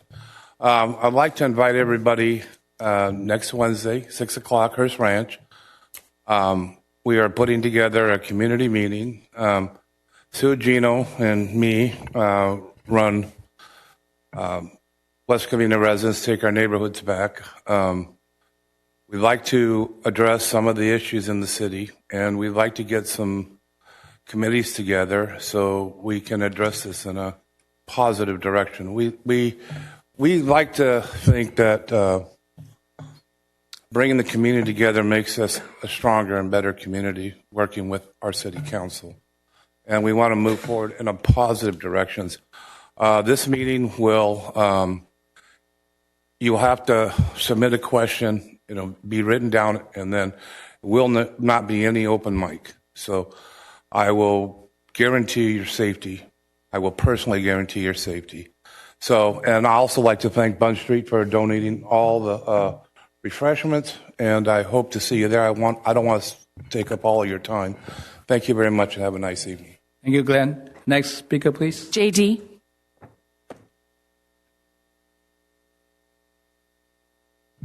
Thank you, Mr. Wu, for no problem. the opportunity. Good evening. I had to step out, so I may have missed it, but I didn't hear in the presentation regarding Sportsplex the opportunity for residents to enjoy that park. That's one of those so many parks, Mrs. Viado, that you mentioned some time back that the city had available for the community. And I recall Cameron Park, which was once open to the community, was at one point pretty much closed to the extent that, as you recall, ping pong balls or ping pong tables were put away and what have you. And in this case, I hear a pay-to-play type of schedule that's being formed, but where in that schedule is there opportunity for residents that live in the area that are not a part of a softball team or a soccer team or some sort of organized group that has the luxury of paying these pretty stiff fees? I mean, they may be reasonable, but to us commoners, they're not always so reasonable.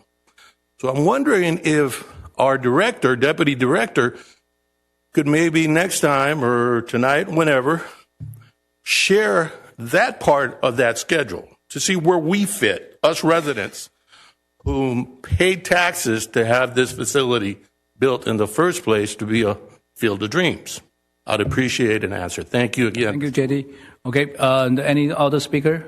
No further speakers, Mayor. Okay, thank you so much. And City Manager, want to respond some of the speakers, please? Good evening, Mayor and fellow council members. Just wanted to thank Mario for coming up and sharing about service animals. I know that's a subject that a lot of people kind of always question, and so thank you for sharing that information with us. Johanna, thank you for the library update. So 2 events, the Create Your Own Tote and the the Black History Month event. So if people are interested, please go to the library website. And then in regards to the incidences on Glendora Avenue, we pride ourselves in being a safe city, and our police department will work with the local businesses on Glendora Avenue to ensure the safety of the business owners, the patrons, and our residents. I do want to mention, just highlight, I know that we launched our bike team that had increased patrolling on Glendora Avenue to help increase safety in that area and corridor. So they will be reaching out to the businesses to set up a meeting to see how we can partner with the business owners to continue to keep that area safe. Also, thank you to Glenn for the invitation for the community meeting, for sharing that here at the council meeting. And then JD, I don't know if you were present at the last presentation, but one of the ways that we are expanding use for the park is that we are not charging fees, entrance fees for residents, where there is a fee for other individuals attending the facility. So I think that concludes my presentation this evening. And the City Council, anybody have a question and add on? Okay, go ahead. Yeah, just to piggyback off what Paulina said, I did speak to Chief Cortina about the incident on Glendora Avenue. He did say, like the city manager indicated, they're going to be putting some bike officers out there. He's also going to be talking to business owners to try to get them to work together to allow for brighter lights back there on the back of the commercial spots. I think some business owners are not being cooperative. So I think when you work with Cortina, you guys could probably encourage others to join and make it brighter back there so we could put more bike officers back there too. But yeah, that's my update. Any other city council? Yes. Okay. Councilman Oli Kento. Thank you, Mr. Mayor. Just another thing for Mr. Sobovaro's reference with regard to the painting of the curbs red. I think I recall that Councilmember Gutierrez presented that as a Mother May I previously that we approved. I don't know if I think based on memory, I think that's correct. And the council member, my colleague, can correct me, but I just wanted to make sure to highlight that. Thank you, sir. Any other council member? Otherwise, I want to add on. I think the safety is the number one for the business. Continue to can operate business over there, and I think we, including myself, we've been gospel and see how can we do. The BID, Business Improvement District, and everybody pitching a little bit of money and have a security guard. Especially all those bar over there, because the bar is the one have some of the issue. So we maybe have a city planning commission to look into how can we improve, because police cannot be 24 hours over there, but the business owner, they should pitch in, and regarding the security guard, especially at late night, they have alcohol going on, and people might be rowdy and this and that. So, and I think we've been talking about this long time, regarding how we can unite the people over there. Everybody pitching a little bit, then we can have a security guard cruise in neighborhood so people can feel safe. We are trying to improve, like Glendora Avenue. We want to put light, and now we're going to put more light, make it brighter and make it more invited. And inviting. So in that way, people want to walk over there with their dog, this and that. But at the same time, if they see security, like any shopping mall, they have a security over there, they feel safe. So hopefully that can kind of help, and we can work together. City want to work with business owner, and to improve the safety, and everybody pitching. I think we can make that place, and beautiful and safe, and people willing to shop over there. We can see some improvement, but you have a 3 step up and 2 steps get pushed back. And then we try to continue to put the event over there, try to promote how beautiful Glendora Avenue, and that we can make this place and work for people become a pedestrian, and walking area. People can walk, shop, and feel safe. So anyway, this is my suggestion. Any other city council? Yeah, go ahead, Rosario. Thank you, Mayor. So I would say several years ago, I had got together with our city manager. Well, our city manager, she wasn't the city manager then, but I requested that we have some meetings on Glendora Avenue because I wanted to improve that area. And that's how we started getting the lights put up on the trees. I wanted to have community meetings with the business owners. And, we contacted many of the business owners, and I think we only got like 6 people there. So, we need your cooperation. This doesn't happen alone, or it doesn't happen by itself, and it's going to cost money. And so if we want to improve the street of Glendora and make it a wonderful place for our kids to enjoy and our families to enjoy, we got to spend some money. And as the city, I had requested that we try to have all our events there, and we have. Ever since I came into the city council, I have asked that we have many events there so that our restaurants have business there and they can improve their sales. So we got to work together. We can't do it alone. And we got to be positive, because I know in several of those meetings we had some negative people there. And thank God they're gone now. But we need to work on this. We got to work together. That's what I have to say. Okay, thank you, Councilwoman Diaz. And if no comment, let's go to next agenda will be a management report, please. Hello again. Wanted to give some updates regarding the Go West shuttle. So the last council meeting, I did share that we were going to be eliminating the red and the blue line. So as of today, we no longer have those shuttle lines operating. But we do continue to have the green line, and we have now updated the green line to the 21st century. So kind of like rideshare program apps, you can go download this app, TripShot app, select the West Covina Go West shuttle, and it'll show you the green line north and south, and it'll show you where the shuttle is. So you don't have to stand there and guess where it's where it is, how long it's going to take to get there. You can see in real time where that shuttle is and how long it's going to take you to get to your destination, to get picked up. And so we're hoping that a lot of our residents utilize this so that it hopefully increases the utilization or the ridership of our Green Line. One of the requests from council was to get an update on the status of the American Rescue Plan Act, or the ARPA funds that we received through the pandemic. So one of the deadlines that the city had to meet was that we had to obligate all of the funds by December 2024. And so we had come to council and requested approval for the city manager, myself, to be able to obligate those funds so that we did not lose any of that money. And so tonight I can say that we did obligate the entire money that we were given into different uses and resources. So I can go through some of them, and then we have our finance director, Stephanie Sikima, that can help with any follow-up questions. So there is, I believe it's 2 categories, the public health and economic impacts, and then the revenue replacement provisions of government services. So for the public health and economic impacts, we applied ARPA money towards homeless assistance.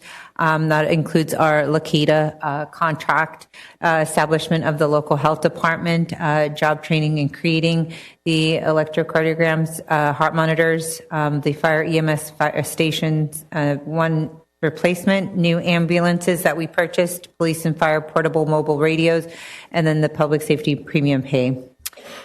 For the revenue replacement provision and government services, this was a little bit more of the lenient category that we could use money towards. We're applying it towards the ADA transition plan, the financial accounting software. So this is something that brought our finance department up to the 21st century. We updated our program that we last updated when I started here almost 20 years ago. So it was a much needed upgrade for the internal operations of the city. Repairs to our fire stations, the purchase of the ladder truck Quint, increasing our landscape maintenance throughout the city, microwave system infrastructure. It's not a very flashy line item, but it's a necessary item for our infrastructure. The park sports field lighting, the pumper trucks that we purchased, the 2 engines, and then the breathing apparatus for our fire department. So that is where we have obligated the money. We have not spent all of the money, but the requirement was to obligate it by December 2024, which we did. The other item is the LA County Sanitation District has been doing some sewage or sewer pipeline relining north of the freeway. The phase 1 was from Pacific Avenue to Orange Avenue. And that should be completed by the end of this week. So if you've been driving on the north side of the freeway in this area, just north of City Hall, you've seen that there's been pipes and cones along the street, and that's what's been going on. So that's been phase 1. Phase 2 is from Sunset Puente, Nora, and Workman, and that's going to also be completed by the end of February. Phase 3 is from Willow, Merced to Francisquito Avenue, and they coordinated with schools for minimal impact, and I believe that's also supposed to be completed by the end of February this year. Another request was to provide an update on the active transportation program, or ATP, which is cycle 6. So the project aims to improve school and pedestrian safety.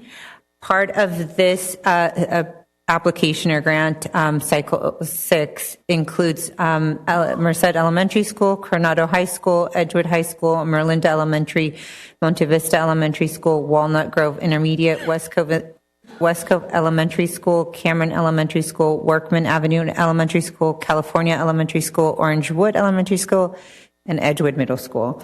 So all of these schools, we got $2.5 million in funding. And it's to, like I said, increase pedestrian walkability around the schools. The project was award for contract for designer will be summer of 2025. Completion of design will be mid 2026. Contract for construction will be late 2026. And then we're hoping to have project completion at all of these schools in 2027.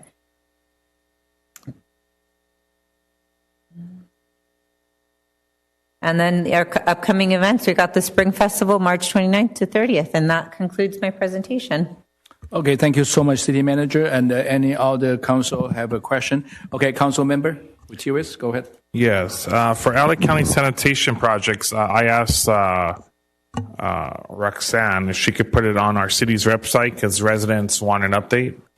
So if we could get that up by this coming week or next week, whatever. We are also working on a social media post that we will get up this week. Yeah, the residents want to know besides us. But then what else? The transportation, can you put that slide back up, the transportation one? So when they give us this money, are we not allowed to have our own public works department do the job? They just did a beautiful crosswalk on Brente and Vincent that costs taxpayers just their time, and they use the city's paint and trucks that we already have in stock.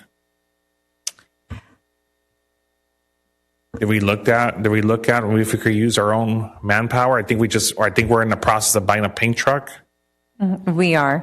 I would have to get back to you on that. I know that part of what we do is we package all of the improvements. It's not just striping, it's signage and things like that. So I would have to get back to you on whether or not we would be able to have our internal staff do it. And then also I'd have to look at the capacity of our staffing levels to be able to complete those improvements. I have deep concerns when we are awarding contracts to outside entities based upon a third party's recommendation, which is TransTech. So I think in the interest of the people, I think one of the proposals I asked for was a presentation on what Public Works is capable of doing. So if we have, let's see, it's too far, I can't even read it. How much is it? 2.5 million. $2.5 million. I think our Public Works is very well capable of doing that. They told me they are, so. And then you're in the process of buying them a paint truck. So imagine we're going to be saving a lot of money and being able to do even more throughout our community with those school sites. They even told me, Public Works told me they're able to buy the equipment from whatever the equipment they're able to purchase it and so forth. Okay, so City Manager, can you look into it, okay, and see if we can save the money? I think council member had a good point. If we have all the equipment, why we need to spend the big money for somebody outsider if we can take care of ourselves, right? Am I right? Yeah, this is what you want. True. So would you please, timely matter, maybe by end of this week, we can get some of the information? Yes, yes. Okay, thank you. Okay, anything else? That's it. Okay, appreciate it. Good point. And, Councilwoman? No? Okay, and no? Mr. Mayor? Yeah, go ahead. Okay, Councilman Oli Kentos. Thank you. Madam City Manager, with regard to future grant cycles, will there also be efforts to paint and upgrade safety for Vine Elementary, Holland Crest Middle School, West Covina High School, and other schools that were not mentioned on the list for grant cycle 6? We are very excited we got grant funding for Cycle 6. We're going to continue to apply for additional ATP funding. And we will look at other school sites, obviously, that are not included in this package. Thank you. Very good. Okay, Council Member, go ahead. One more thing. I think the great news is, I think with $2.5 million, I think our Public Works will be able to buy enough paint to do all our schools in our city if they're able to. So we'll see when Paulina gets. We have our city manager look into it and come back to us, see how can we do it. Okay, and save money and hopefully we can do more job. And any other thing, otherwise we move to consent calendar. Okay, and the consent calendar 1 to 4. Any of item any council member want to pull? If not, do I have a? Wait, let Letty go first. No, I just wanted to make a correction on agenda item 3. Under the resolution, it's just a typo.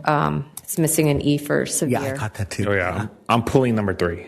Okay. You put number 3? Yeah. Okay, do I have a 1, 2, 4? Do I have a motion to approve? I motion. Do I have a second? Second. Okay, a roll call, please. Roll call. Sorry. I just wanted to note that we did provide an updated attachment for Item number 2. item number 2. Thank you. Yeah, so we are going to approve it. Okay, and we have a first and second. I have a motion. I'm sorry, who was the motion? A motion moved by Mayor Pro Tem and second by Councilwoman Diaz. Councilman Contos? Aye. Councilwoman Diaz? Aye. Councilmember Gutierrez? Aye. Mayor Pro Tem Lopez Viado? Aye. Mayor Wu? Aye, motion approved 5-0. Okay, and item number 3, go ahead, Council Member. Yeah, can a city attorney, I'm sorry, no, I'll say it, sorry, city manager. Paulina, can you tell the public what's the status on receiving reimbursements for this state of emergency? And also, I think some public members of our community didn't understand what is a state of emergency, so you could also explain what it means to terminate a state of emergency as well. So I'll start with proclaiming a state of emergency. When a city proclaims a state of emergency, the city manager has that authority because the city council may not have the opportunity to have a special meeting in time to declare it. What it does, it positions the city to be able to access funding for a local emergency, whether like what happened with the windstorms and the fires, to be able to qualify for funding or reimbursement for the costs associated with that disaster. It also gives the city manager position to bypass some purchasing policies in order to respond to that local emergency. It would have to be purchases associated with responding to the disaster, and it's just to facilitate the ability for the city to respond, whether it be equipment, emergency shelters, tents, beds, whatever it may be, so that the city can protect the safety of our residents. And so by then terminating the local emergency, those abilities that are granted during the local emergency are then they revert back to the normal purchasing policies of the city, and there's no it just goes back to the normal purchasing policies of the city in regards to purchasing that. Just this week, I met with myself and the assistant city manager, Lerma, met with Cal OES to go over the submittal for our reimbursement and the best route to submit our reimbursement. So we will be submitting within the deadline, which I believe is March 7th or 9th. I can't remember. It's March 9th. 2 days. Okay. And so we are working towards those reimbursements and seeking those reimbursements from the state. Great. And then I think we also went over what the $688,000 was. So thank you for showing me the accounting. And I think we spoke about going forward, if a state of emergency is called, that you will put a detailed accounting going forward. Yes, and one thing is we do have an estimated list of the damages and costs that we incurred. It's not final, as anyone knows, and when you're doing construction, as you start doing work, things come up and things might cost more than you anticipated. So this is an estimate of what we anticipate the expenditure is to West Covina. It may change. Okay, do I have a motion? Mr. Mayor? Yeah, go ahead. Thank you. For residents who have claims against the city based on damage to their property from, let's say, a city tree and other things, when is the deadline for submission so that it could be provided in time so as to be included within our reimbursement? And is there an effort also to be to share with residents the need for them to submit it by a particular deadline so that those expenses can be reimbursed through during the time of the emergency declaration? I think with the city, the normal claim process is, thank you, Lisa, 6 months. There is a difference with the city submitting for damages for the city, and there's a different process with, I believe, FEMA and CalOES for private property damage. And so they would have to submit separately for private property damage. Okay, thank you. Okay, do I have a motion to approve? Who want to move? Okay, thank you. Okay, Councilwoman Diaz move, and do I have a second? Second. Okay, thank you. Councilwoman Oli Kento, second. Roll call, please. I have a motion by Councilwoman Diaz, a second by Councilman Contes to approve agenda item number 3, consideration of resolution terminating the local emergency relating to the severe windstorm. Councilman Contos? Aye. Councilwoman Diaz? Aye. Councilmember Gutierrez? I will have to abstain since I work for a federal agency where you may be potentially getting funding from, so I will be abstaining from this vote. Mayor Pro Tem Lopez Viado? Aye. Mayor Wu? Aye, and approve 4 and 1 abstain. Okay, now we move to the public hearing. Okay, this matter set for the public hearing consists of a request of approval for mitigated negative declaration of environmental impact zone change number 24-01 and a precise plan number 24-01 for the development of the new 85,390 square foot auto dealership, I think it's Mercedes-Benz, okay, building and associate improvement located at 1800 East Garvey Avenue and 200 South Azusa Avenue. Where the city clerk verified the proper legal notice has been given. Mayor, before you begin, can I say something? You want to abstain yourself? Yeah, go ahead. Yeah. So in order to avoid any appearance of impropriety relating to this applicant, I will be recusing myself from this item. And then if the yes, clerk of course. Can you wait outside, please? Yeah. Okay. If the clerk could verify once I leave the room. Yep. For the record. Okay. City clerk, verify the proper legal notice has been given. Proper legal notice was given. Thank you Mayor. so much. Verified. Okay, and you have been verified. Okay, at this time, I shall open the public hearing. There will first be the presentation of the staff report. Then we shall hear from those in favor, then those opposed. Finally, the applicant will have an opportunity to give rebuttal to any of testimony received in opposition. Okay, our city manager, who will present the staff report? Mayor, our Community Development Deputy Director Joanne Burns will be giving the presentation. Yeah, go ahead, please. Oh, and Miriam? Yes, I'll introduce her. Good evening, Honorable Mayor, members of the City Council. The item tonight was previously heard by the Planning Commission on December 10th, 2024, and was recommended for City Council approval without any modifications to the project. This project is actually Associate Planner Miriam Machado's project that she had been working on and presented to the Planning Commission. So tonight I'm going to give her the opportunity to present to the City Council since she did a great job processing the application. Thank you. Good evening, Mayor and City Council. The precise plan being requested is to allow for the construction of an 85,390 square foot two-story car dealership building. The zone change being requested is to alter a portion of the project site that is currently zoned neighborhood commercial mixed use to service commercial mixed use. Based off the findings of the initial study that was prepared, the project would not result in a significant environmental impact. The portion being altered is towards the left of the overall project site. It's highlighted on red, closer towards Azusa Avenue. That would be the portion that would be rezoned from neighborhood commercial mixed use to service commercial mixed use. There are 4 access points to the property, 1 being from South Azusa Avenue and 3 along East Garvey Avenue South. The first floor will primarily consist of a pre-owned showroom. There will be a vehicle delivery area, detail bays, a few offices, a lunchroom, a customer lounge room, and restrooms throughout the floor. The second floor will be a showroom with multiple offices throughout, a conference room and a training room, an employee lounge, and restrooms. This is the north rendering, the view from the Interstate 10 freeway.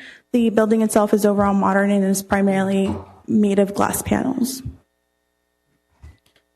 This is the east rendering, which will be the primary entrance point from East Garvey Avenue. It is recommended that the City Council adopts resolution number 2025-7 certifying the mitigated negative declaration, adopt resolution number 2025-8 approving the precise plan, and introducing ordinance number 2527 adopting the zone change. That concludes the presentation. I'm available for any questions, and the applicant is also here tonight if you have any questions for them. Thank you. Does the council have any questions? Well, the mayor went into the restroom, so does the Madam Mayor Pro Tem? This is not about the substance, but I think this is Miriam's first time presenting to us this way. I wanted just to commend her. I realize this is deviating slightly from the substance, but I just love how, with our leadership development internally with Joanne and she and them working together, I really appreciate the remarks. It was very well done and very clear. Thank you. Thank you. just let them know? Okay. Can we have the applicant come up and do a presentation? Oh. Or is... My name is Linda Francis. I'm with Dennis Flynn Architects. I'm also here with Envision Motors. There's not much more to present, but I agree with Ali. They have been fantastic to work with. Our company specializes in automotive dealerships. And I want to tell you, the city has been really wonderful to work with. So I just want to put that out there. And I'm available for questions. Any question? Okay, and I want to emphasize one more time, West Covina give our investor or business owner for red carpet, not a red tape. So that's a principle of our city. We are customer service. We emphasize customer service. We want the people to come to invest West Covina. We want the people to feel welcome, and we want to give you a development quickly, and so you can sell car and we can get sales tax. So the win-win for everybody. Okay, so this is something important, but I don't think you see this in other city. Oh no, right? See? West Covina, so you can tell people West Covina always try to help you guys to get it done. And I saw this is beautiful. It's a magnificent and you saw it today. We're going to put a synchronization traffic signal. So much easier for people to travel, to go to your dealership to buy Mercedes-Benz. Okay, so I think this is everything matching. But thank you so much. Okay, and otherwise, council, any other question? Then I'm going to open the an oral communication. Okay, if anyone who would like to speak in favor of the project. Mayor, the only speaker card we had was Linda Francis, and she spoke. Oh, okay. Linda is you. Okay, got it. I would think about they have another Linda. Okay, is there anyone who would like to speak in opposition to the project? I have no speaker cards, Mayor. Of course not. Okay, so I'm going to close the public testimony, the portion of the public hearing, and ask council if there are any further question and discussion. Okay, and do I have a motion? Motion. We have a 4-person want to move the motion. The motion, Mayor, is just to approve. We have to take them one by one. So the motion is to approve. You read it, and I'm going to save my breath. Okay, so you can read each of one, then I will have a turn to have a move the motion. Understood. So we would need a motion in order to approve or deny resolution number 20257, a resolution of the City Council of the City of West Covina, California, adopting a mitigated negative declaration and approving and adopting a mitigation monitoring and reporting program for zone change number 24-01 and precise plan 24-01 at 1800 East Garvey Avenue South and 200 South Azusa Avenue pursuant to California Environmental Quality Act.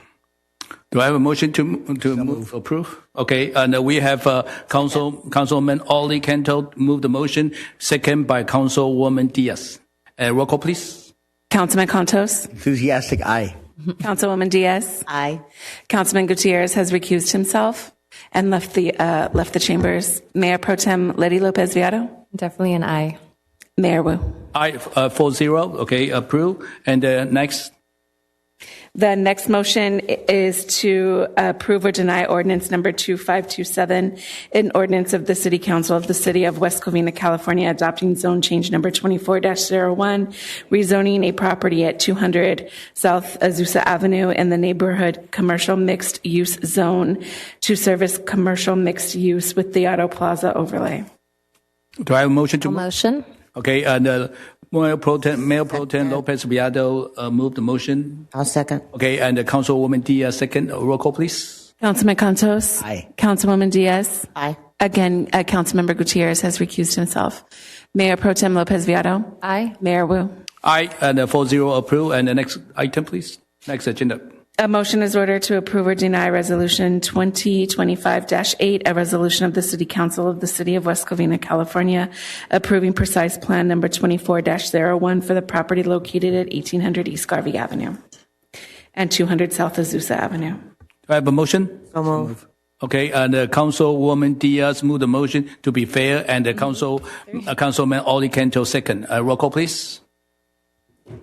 Councilman Contos? Aye. Councilwoman Diaz? Aye. Just wanted to point out, Councilmember Gutierrez has recused himself. Mayor Pro Tem Lopez Viado? Aye. Mayor Wu? Aye, 4-0 approved. And the last motion? That's it, sir. Oh, that's it? Okay. It's 4 already? Okay. 3. Okay. Congratulations. And so congratulations, okay, and Envision, okay, you are one of the, okay, and a good partner for the city, and you guys just spent big money for the Toyota dealership. Now you're willing to invest in West Covina. I know, she showed me the money. Okay. And I just have to say, show the city money. Okay, show us the money. But thank you so much to bring the big business to West Covina.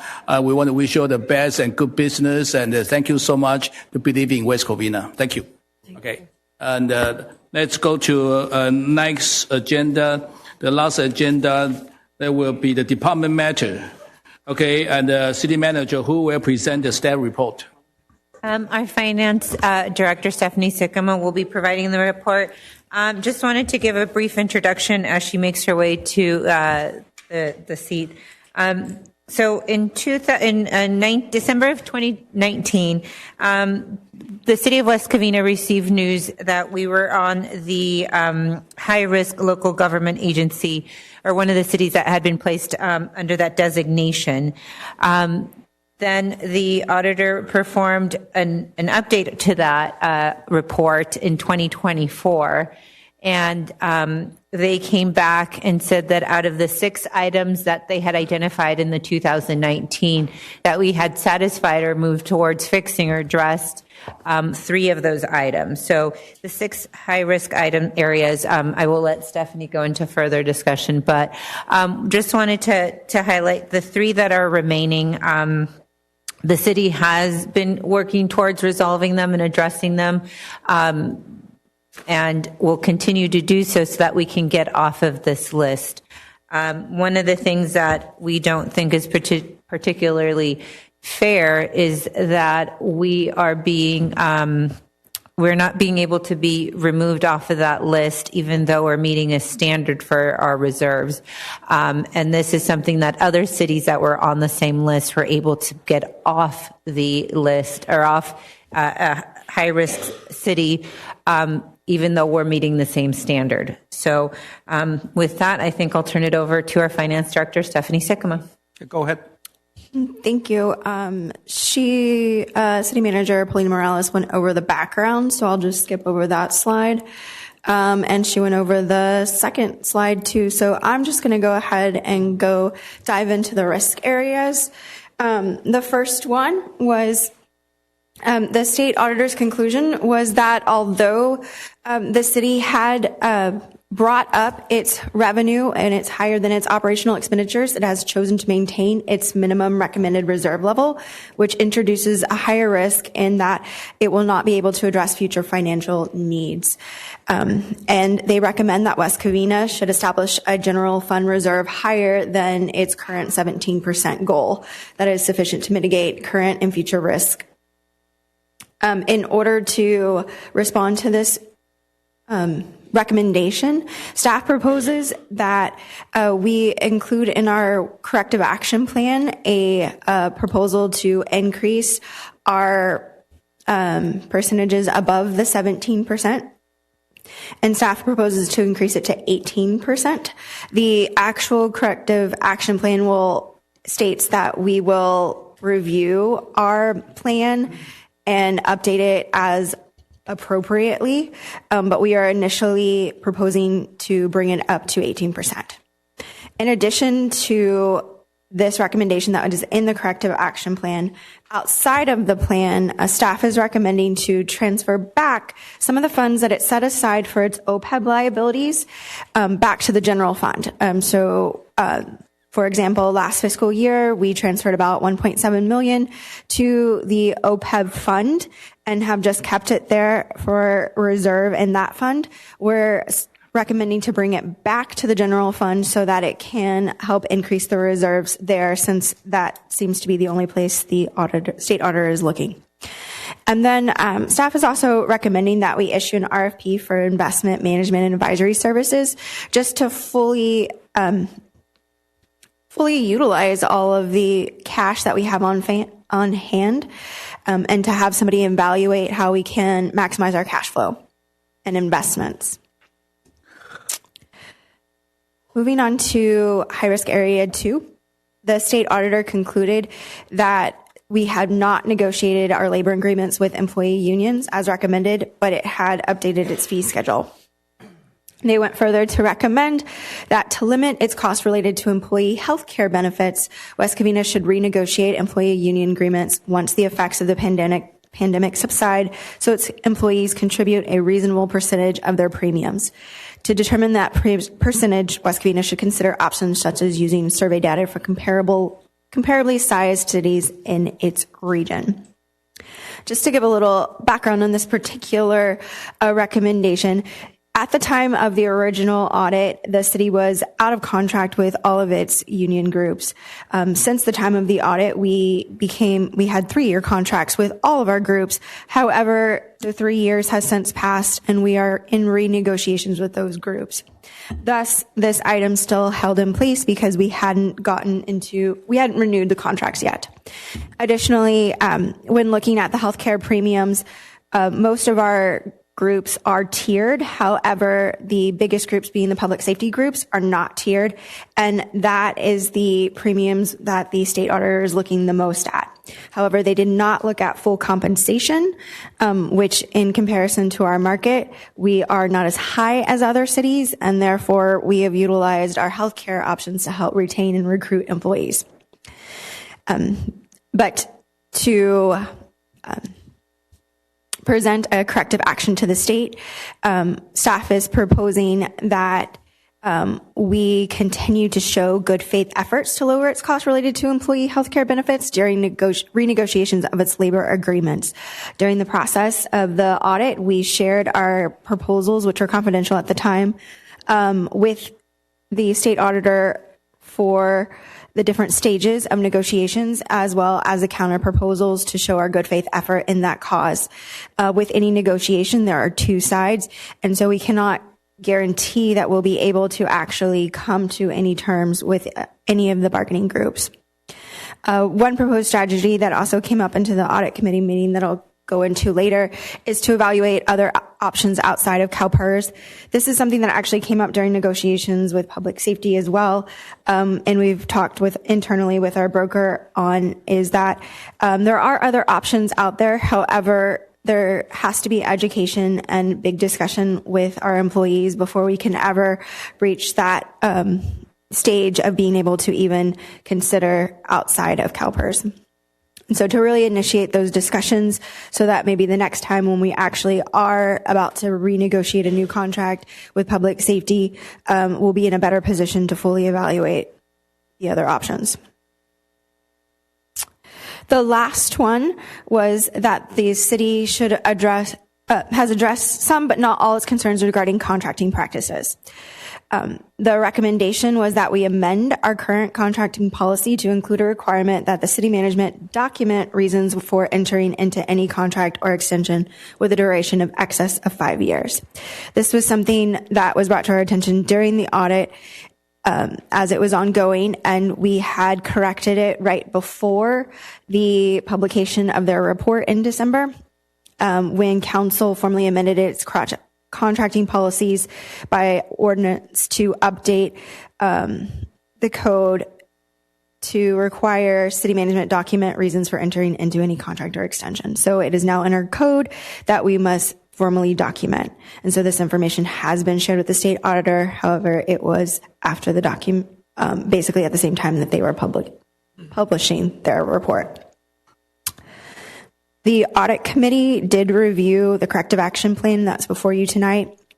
The committee had one motion that they made that rather than just showing good faith efforts to lower its cost related to healthcare benefits, they ask that council ask to change this to the city will reject a negotiation that does not lower its cost.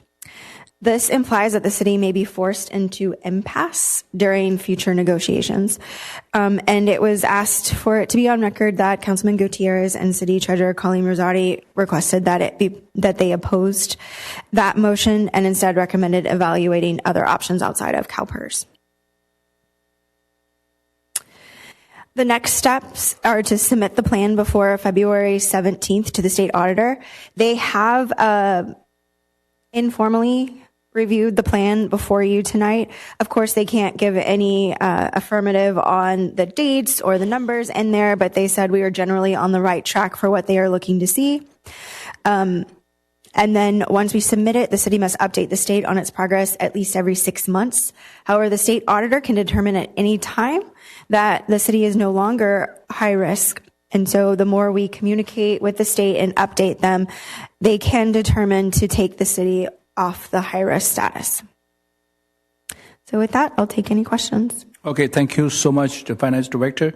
Okay, and council member, any person have a member has a question? Yeah, go ahead, Councilman Oli Cantos. Thank you, Mr. Mayor. For the benefit of the public, can you describe why is this important with regard to the efforts to remove ourselves from the high risk status that the state auditor has given, and what could happen if we remain in high risk, just so people can understand? So it's my understanding that the state could intervene in the city's operations. However, I'm not aware of them actually moving forward with that with any city. Thank you. Any council member? Yeah, Mayor Proton? Thank you. No, I just wanted to say thank you. As if you can see the audit years ago, it was really in a decline mode. I just wanted to thank you for your leadership in assisting with this whole process. As you can see, we have 6. All of them are towards improvement or fully improved. So out of 6, 3 is already fully addressed. The other 3 is partially addressed, which is at least on the incline of, as they stated, the city has taken positive action to address the risk area. So I just wanted to say thank you for that. I know in negotiation with the unions, I hope the unions are aware it's the state that is dinging us on the health benefits and stuff like that. So it's not like West Covina, it's the overall state audit. So I just want to say thank you again for this presentation. Thanks. Yeah, go ahead, Council Member Gutierrez. Yes, I just want to say, yes, great job, Stephanie, for all your hard work in responding to the state and getting everything back in order and adding those additional restrictions on long-term contracts. The only thing I'll ask for is, Paulina, maybe if you could, by our city managers meeting next Tuesday, can you get me, it says a December 2020 audit, we found that West Covina had violated its competitive bidding requirements by contracting with a consulting firm because of a recommendation from the human resource director at that time. Can you provide me which company that was next Tuesday in our meeting? I'll see if I can get that information to you by then. Okay, thank you. Okay. I want to say Okay, I want to thank the finance directors. Okay, and I went through 2018 so-called almost bankrupt. Okay, the status. Okay, and our reserve down to like $7-8 million, and now we go into 17%, and I think we can even have more, but just because there's a minimum requirement, so we can see the city really improve a lot. And regarding the contract, yes, I think we need really to be careful with the contract. But some of the contract they're complaining about evergreen. Evergreen not created by us. Evergreen created by our previous city council, and they approved that evergreen. And some of the contract is problematic. But we are trying our best to clean up. But I think the new contract we sign, we just have to make sure we comply for all angle to make sure that is what the state and the law requires, and we need to look into it. And our city attorney. Okay, and the city attorney, I was looking to our contract, make sure the city is protected. We have a teeth. If they don't perform, then we can either cancel or asking for, and some of the penalty and to pay the city for their non-performance. So this is, a couple of things, but I think everything, is all doable regarding the union, the insurance, health insurance. I know this is very difficult because, you have to see what we provide for them. If we have a better insurance, we can recruit better, more police and fire will join us. But if we are going to be the same like other city, and then they have no point to work with us at the same time, and the request regarding the salary increase, and they understand they have to work with city, so it's a give and take, and how we work it together. And so just for the state say we do not want to negotiate with health insurance, it's not true. We want to negotiate with them and let them understand we all work in the same boat. We want to have a longevity, the very healthy or our future finance status, and so we can continue to pay and we protect our future. Anyway, so do I have a motion to move to approve? I motion. Okay, do I have a second? I'll second. Okay, good. Okay, we have a motion moved by Mayor Pro Tem Lopez Viado, and the second by Council Member Gutierrez. Roll call, please. Councilman Contos? Aye. Councilwoman Diaz? Aye. Councilmember Gutierrez? Aye. Mayor Pro Tem Letty Lopez Viado? Aye. Mayor Wu? Aye, and 5-0 approved. Thank you so much, Finance Director. Appreciate. Okay, and let's go to the council. And the request. And let's have. Do we have a council 1, 2, 3, 4? SAB 1, 2, 3, 4, and none. Then we go to. I think we have a League of City, right? Nobody go. Nobody attend. Brian, you should go to League of City training. You should go. Anyway, and it's paid by your allowance. But anyway, I went before. You went too, right? It's really a good experience. Besides networking, I really learned a lot. Anyway, and then we go to the any mother may I? Dun dun dun dun. Councilman Ollie Kento. Thank you, Mr. Mayor. The first one is I'd like to ask the City Council for approval to instruct our city manager to instruct our acting fire chief to have an inspection of every single fire hydrant in the city and to report back to ensure us and assure us that all of the fire hydrants are in full working order. Hold on. You're against? No. I was going to ask maybe you could add a little more detail to that. Go ahead. Councilman Contos, can you also indicate that you want them to check the water pressure on those fire hydrants? Yes. Okay, great. Water pressure for fire hydrant. Yes. And I think we approved last time your mother may I to paint it red so people cannot park right there. And so we need to let the public work and our fire department. I receive people asking for that because people are so worried if they have something going on that we have no water coming out. That would be scary. Nobody against, right? City manager, so you for the record. You got it right. Okay. Anyone? One more. Well, go ahead. I'd like to also ask that we invite Athens to present to us on Earth Day or around that time, whenever that is, with regard to recycling and the importance, as well as to highlight how people can better improve the environment. Okay. Okay. And anybody against that? Okay, fine. Okay, and nobody against it. So Earth Day, invite the trash company to do a presentation how we recycle the trash. Okay, right? Am I? Okay. Okay. And other than that, do we have any other matter? May I? Somebody smiled to me. Okay. Oh, fine. Okay. Okay. 15. Okay. No. No. Okay. Go ahead. I have one more question for Councilmember Cantos.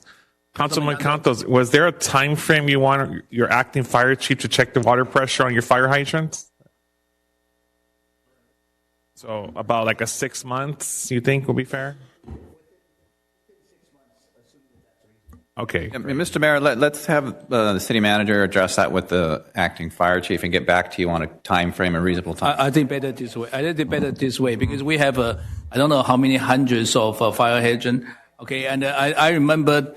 I want to share with you guys because I have a resident right away asking for that when the fire going on that time. Okay, and I have I think I share with you guys regarding the response from the chief that a lot of water thing is coming from the water company.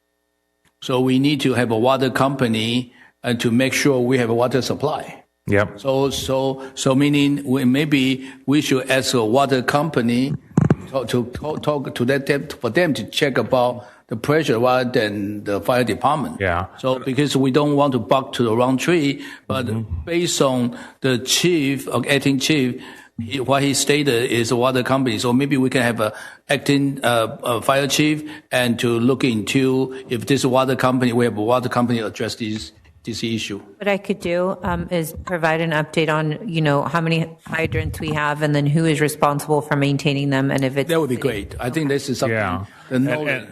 And what I was stressing, I don't know why the city attorney asked because we're not asking him. You work for the council, you're not staff. But my importance is that we look at these fire hydrants sooner or later, and putting 6 months isn't, I think, realistic. Because you wait for a year and if all those houses on the hill burn down, then what? Oh, sorry, we told the fire chief take his time.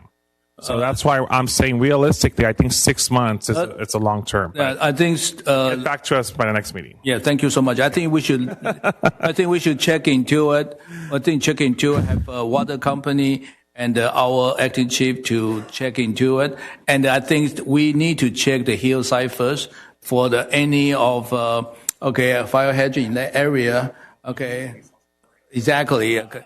No, I'm not. I'm not living on the hillside. Okay, and the hillside and the shadow oak. Okay, all the vegetation, overgrown area.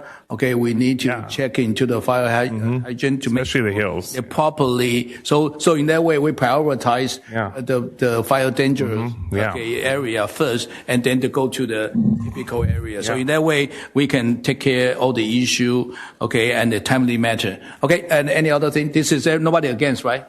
And the city manager, you have a clear request, right? Okay, and next one, please. So my council request is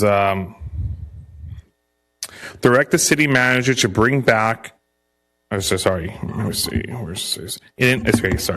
off with, in an effort to promote effective governance and sound financial management practices, direct the city manager to bring back to the council by the March 4th council meeting a resolution amending the purchasing thresholds for city managers to $50,000. Okay, you're talking about for the city manager authority to use the money. You want to currently it's $200,000, right? Correct. It's the purchasing authority is $200,000 for the city manager. Yeah, I remember once upon a time it's $30,000, and during the Dave Company time, he raised $200,000. So could you, explain a little bit? Explain a little Yeah, bit, and maybe, what's the benefit for the city? Because that time they explained to us it's more efficient for the city manager to do her job. And you want to do, maybe you can explain to us why you want to lower to 50,000 because other city or yes. or what? So I also did homework in between before our meetings tonight, and so Bowen Park has a annual budget of roughly $45 million, and their city managers authorized $25,000. Burbank has a operating budget of roughly $255 million, and their city manager has $100K. Pasadena has an operating budget of roughly, without considering their health department, $830 million. Their city manager has, at his discretion or her discretion, $250,000. West Covina has a budget of $9.5 million. Has an annual budget of roughly $95 million, and our city manager has an authorization to spend up to $200,000 per contract. Covina has an operating budget of roughly $55 million. Their city manager is authorized to spend about $50,000. Okay, I got it. Yeah. Okay, this is Mother May I? Accountability. It's an accountability measure, I think, to ensure, that we do our job as council, that we be more involved. Let's do this, okay? Since it's Mother May I, you need to come back to City Council to approve. So maybe you can put an agenda, like you say, in the March, and bring back to city, and then you can, based on your point of view, and five of us can vote on it, okay, to pro and con, and the comparison, and what this and that, which one would be better. We want the efficient of government, but at the same time, I think Brian worry about is, so many things we didn't approve, and the taxpayer will say, why we didn't approve this thing? Are we lazy or something? I think, so two sides to say efficient or something will be accountability. So in that way, but again, it's just put an agenda and come back in March, and so we can discuss. Yeah, because there should be no reason why West Covina, that has a smaller budget than these bigger cities. It's fine. Okay, I said it already. Let the city manager bring back to us that we can discuss. Okay, so the recommendation is 50,000, and then they'll bring it back to us to approve or deny it. We already give the instruction to her. She can put the agenda, come back. So otherwise we can discuss that time. Why not just Mother May I? Anybody against this Mother May I? No? Okay, so just bring back in March for the discussion to see, should we keep still $200,000 or should we go back to the $30,000 or $50,000 or maybe even a little bit more? Let the city council to decide. Okay, so anyway, we're not trying to cut your thing. I think based on that, it's just discussion. So you got it, okay? So I don't want to hurt your feeling like we don't trust you. No, it's nothing. Okay, it's like, okay, because Brian want to do more job. Okay, he want to make sure everything. Okay, this and that. Okay, and I'm the person agreed to go to $200,000. So anyway, okay, bring back to us. We can discuss. Yeah. Okay, next one. I think it was to bring back what was it? It was to March. It was a resolution amending the contract. So. Yes. And then at that time, we'll either tell you yes or no. Okay, we got it. Yeah. Okay, you want to move to the next one? Just to clarify. And then next one is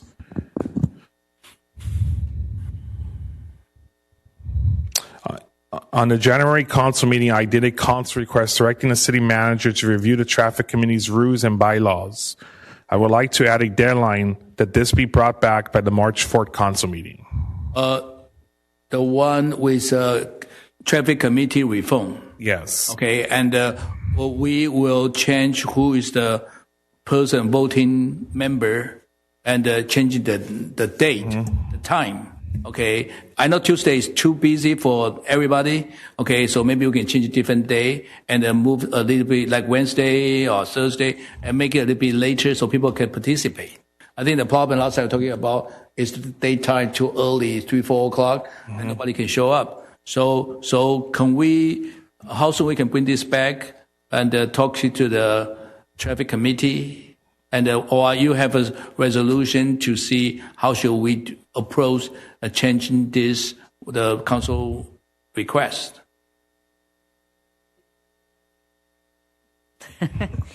We will do our best to bring it by the March 4th meeting. Oh, that's pretty good. yeah. That's good. Yeah, because we have a board member who's able to vote, approve their own contracts, and then present in front of the council. So there's a conflict of interest. So let's bring March first meeting. We will do our best to bring it. Okay, let's bring back first meeting. See how we change the organization.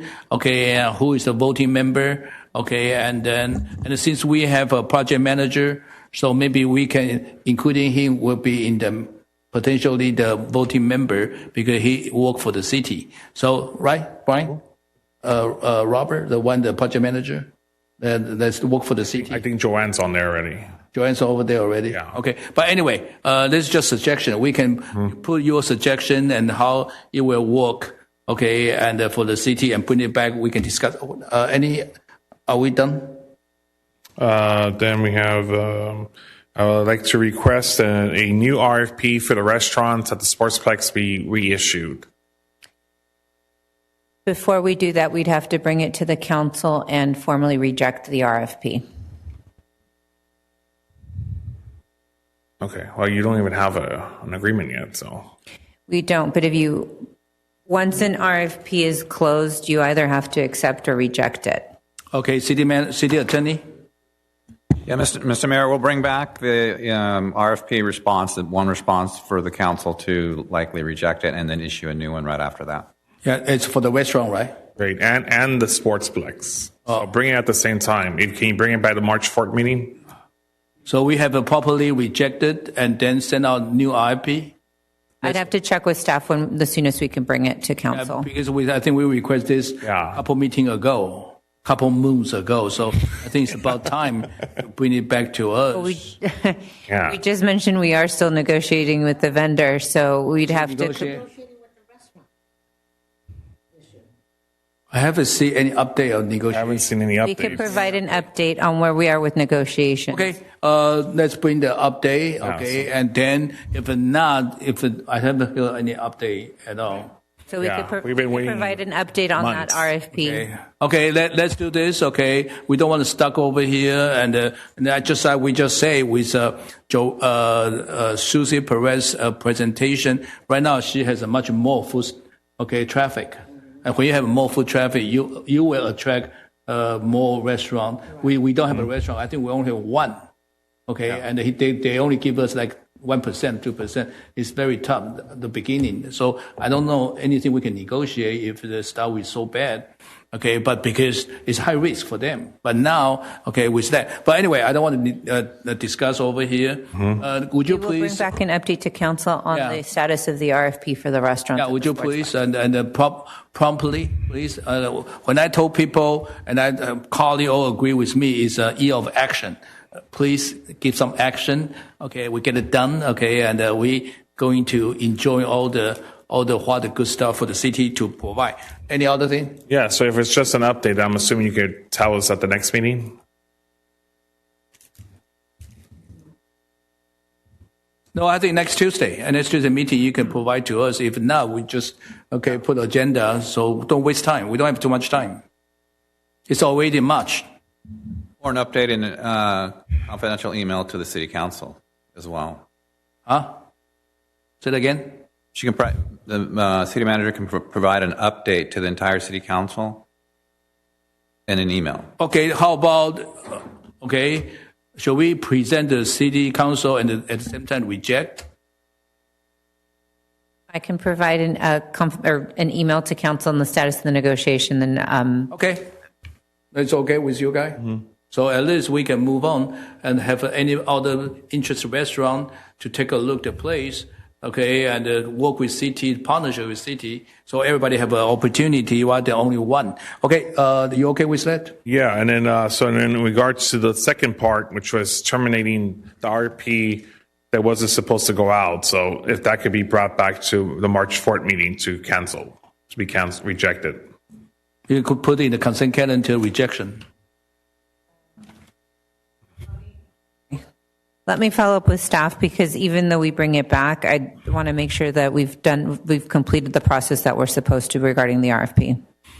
So we haven't completed the RFP? It closed, but I want to make sure that we do what we are required to. And just so we can bring it back in March. Yeah, confirm it and bring it back ASAP and to close this thing. So since it never been should be sent out, but now, okay, city attorney, we need to do that or we don't. Yes, once it's out and closed, you get a response. It has to come back to council for consideration. Okay, since this origin the beginning, nobody approved that, but since we are, so we have to do it. Okay, send back. We look into it. I have one question for the city attorney. So if the council did a request to cancel an RFP once it's gone out, then can the council make a motion to retract that RFP once it's gone out? Not once it's gone out, and not once you've gotten a response and it's closed. After that, it's got to come back to council for formal action, either to accept it or reject it. So you're gonna present to us bids? No, it says it's go to consent calendar reject. Okay. Okay. Okay. You guys okay with that? And you guys, city manager, you got it. You got it, right? Yep. Very good. Okay. What you want next? And I think the rest is for next time. Council comments. Okay, council comment. Okay, very good. And any council want to have a comment, please? Want somebody to do it? Ollie, you want to do it? Or no? No, then I'm going to give to Brian. Okay, if you don't, I want to give you opportunity first. Otherwise, he's talking all night. He talk more than me. Okay, okay, go ahead. Okay, our council man, Ollie Kento.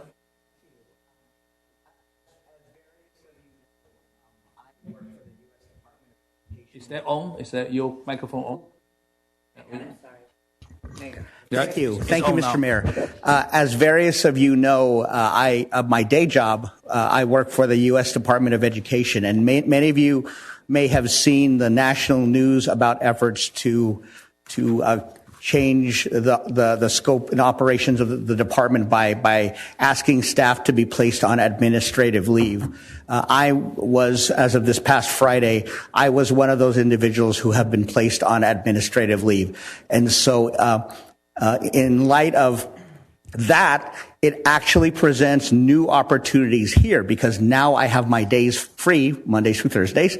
And so I basically am, before I spent roughly 70 hours a week supporting the city outside of my work hours. But now that I'm on administrative leave until further notice, I now have all my time available to dedicate to the city. So with that open schedule, I'd like to just invite people to continue to be in touch. I'm going to spend all of my waking hours dedicated to our city in addition to other volunteer opportunities. And even though this whole thing is difficult for various employees at the federal level in the sense of having the uncertainty of what's going to happen, I absolutely choose to leverage this for the positive and to make sure that even though I am not authorized to be of service at the Department of Education because they literally shut my account down, I will spend the time now being of support to our fellow residents. And I'm grateful for the chance to serve in an expanded way. So I just wanted to let folks know that. Thank you so much, Mr. Mayor. Okay, thank you so much. You're already doing 724. I don't know any extra hour you can do. You're already doing almost like 3 o'clock. You still send the email out. But I want to share with you what happened to my life. Okay, one door shut down, one door will open for you. So don't get discouraged or temporarily step back. Okay, I think, and they will know how good you are. I think another door will open. Okay, and you are outstanding public servant. Okay, I think they will see how.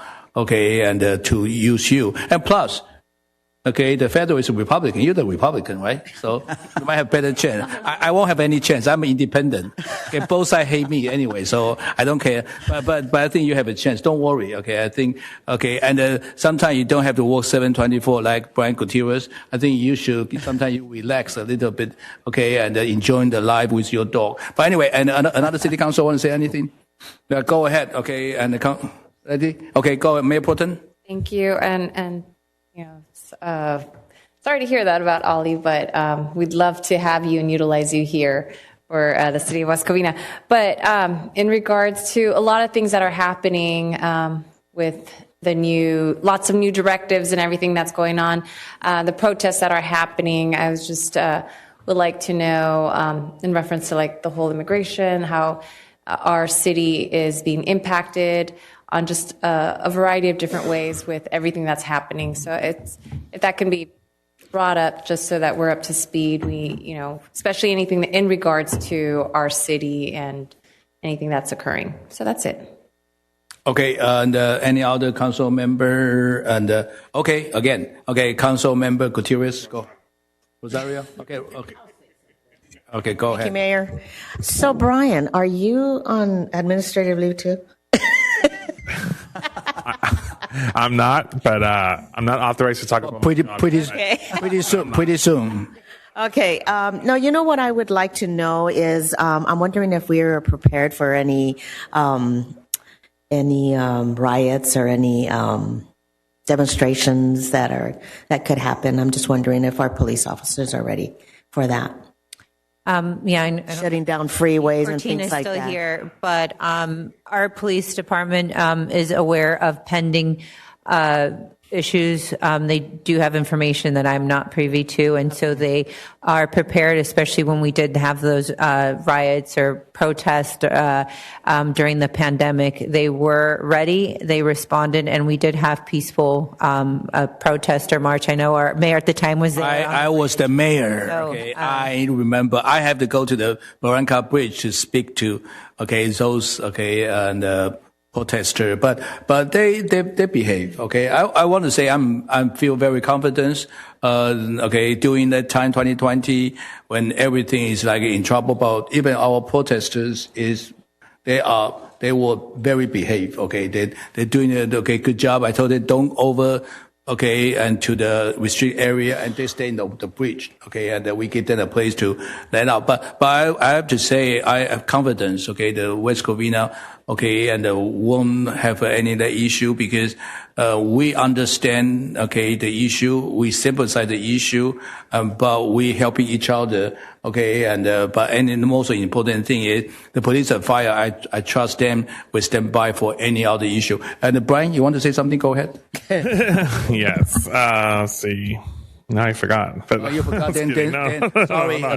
I'm going to. No. I got it. I want to adjourn the meeting. No. Shoot. What was it? All right. One. I gave you. Wait. Hold on. Two. So then, let's say, my God.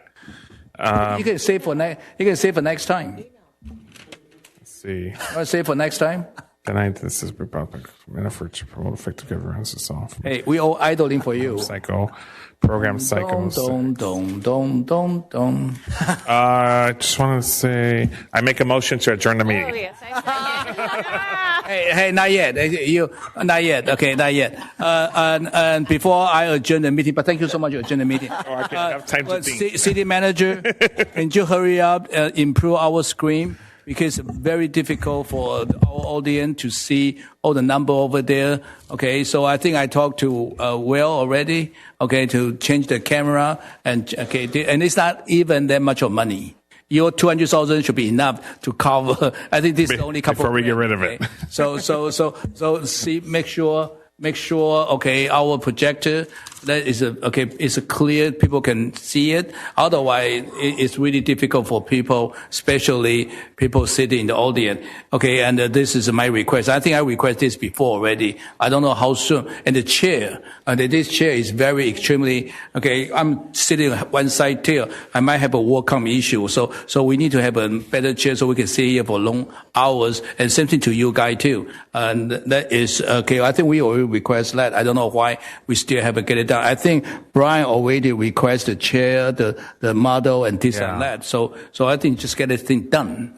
And Councilwoman Diaz, you want to say something? Mayor, he's addressing the screen up there. This TV here, this monitor here, I can't see that, and it's just my eyesight, I guess. I can't see that screen, so I can't see this. I can't see anything. So I'm squinting, trying to see, but I can't see it. And Council Member Gutierrez. Can we have Will figure out a way to link laptops or screens to here so we can see have a screen like other cities do. Maybe you can display to us. Screen in front of you. I think that's an easy thing to do. Yeah, we don't have to replace this TV. Yeah. So if we bring our own, No. The city will look it up provide a to screen that improve slants. the access for just make it a council. bigger font. I'd be happy with that. Yeah. Okay. And then, yeah, go ahead. And then in regards to the camera system, I did speak to Will about that. He said that it requires a faster broadband, and our wiring will not. We have old Cat 5 wiring that's not going to. It cannot hold the memory for 4K, but. There's nothing stopping anyone from buying a new projector. But okay, again, look into how to increase the camera resolution so people can see, can read what we're trying to. We're talking about public meeting. We want people to participate. I want them to see so-called a number. Okay, everything on the TV, and so people can clearly to see what we try to do for the city. Okay, city manager, anything you want to add on? You okay? Okay, how soon we can get a projector? So the last request from council was to move away from a projector and do a screen, and that's what we were looking at doing. So when we're moving forward with that, then we are also moving forward with the ADA improvements for the chambers. And so we wanted to make sure that those worked well, or that one didn't impact negatively the other. And so that's what we're trying to make sure, is that the proposed ADA improvements to the chamber aren't going to impact what we're proposing for the new screen. Okay, sure, reminded me what I was. Go ahead. Okay, now you're reminding me. On your presentation for what you used the money on for the COVID money, you didn't put the other stuff that was approved in early December, so it's missing.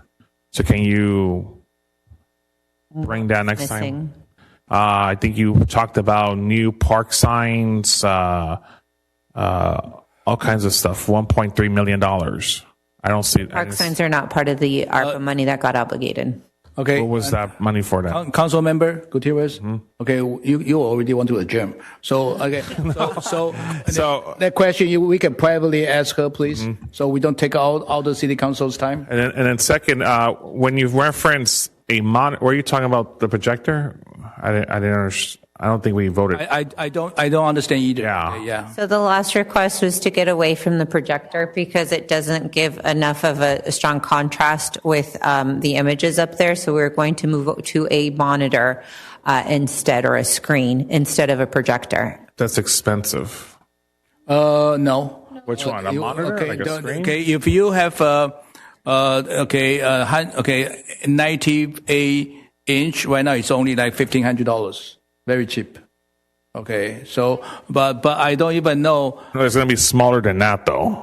It's smaller. So it's not going to work. Yeah, but I think we have a good projector. If you get a 4K projector, you solve the issue. Okay, let's do this. Okay, really, no point to waiting for ADA and to do is it's totally not connected to each other. Let's improve your ADA. You need a design. You need to this. You need a contractor. IP. It will take forever. It will be freaking next year. Okay, but projector you can purchase right now, and right away people can see it. And then I'm telling you, I have a projector in my office. It's like 7 years ago. It's much clearer than this, even in the daytime. So just go to find a projector, inexpensive, and then see and put it over there, and make sure people can see it. No wait for ADA. Okay, go ahead. If I can formally say as a council request, by the next meeting, or by the first meeting in March, that the city purchase a new 4K commercial monitor, so people with disabilities who have eyesight issues and other disabilities could see the screen more clearly and beneficial, and especially our residents have ability to see what's being presented to them, especially the financials. So I make a council request to officially ask for that. Okay, I will second that. Anybody against that? No, okay, I think we need to provide that ASAP. Okay, so next meeting we should have a monitor over here. And I've been requesting a monitor for so many years already. And we talk about action years. Okay, no delay. Okay, just purchase. Okay, and you can go to Costco, Sam. They all have a big TV and a very good price right now. Okay, at least people can see what we try to. Okay, and project. And another thing, right now it's all smart TV. you can do wireless right away. You don't even need a line to connect it. So anyway, I think we'll know how to do it. Okay, and other than that, do we have any? Okay, let's finalize. Let's get a projector, okay, or monitor that people can see it. Okay, and second thing, let's get order on our chair. Okay, ASAP, because okay, we've been asking for chair for a couple of years already. I think it's about time to get this thing done. Okay, and anything you want, and the camera, you say camera, we cannot do it, and we're still looking into it. How can we improve our resolution for camera? Other than that, do I have a motion to adjourn? I'll make a motion. Do I have a second? Hold on. Aldi, you want to say something? Mr. Mayor, for the record, I have zero opinion about this visual stuff. Thanks. And then we are going to on your ear and whisper to you. Okay. Do I have a second? Second. Okay. Meeting adjourned. Thank you so much.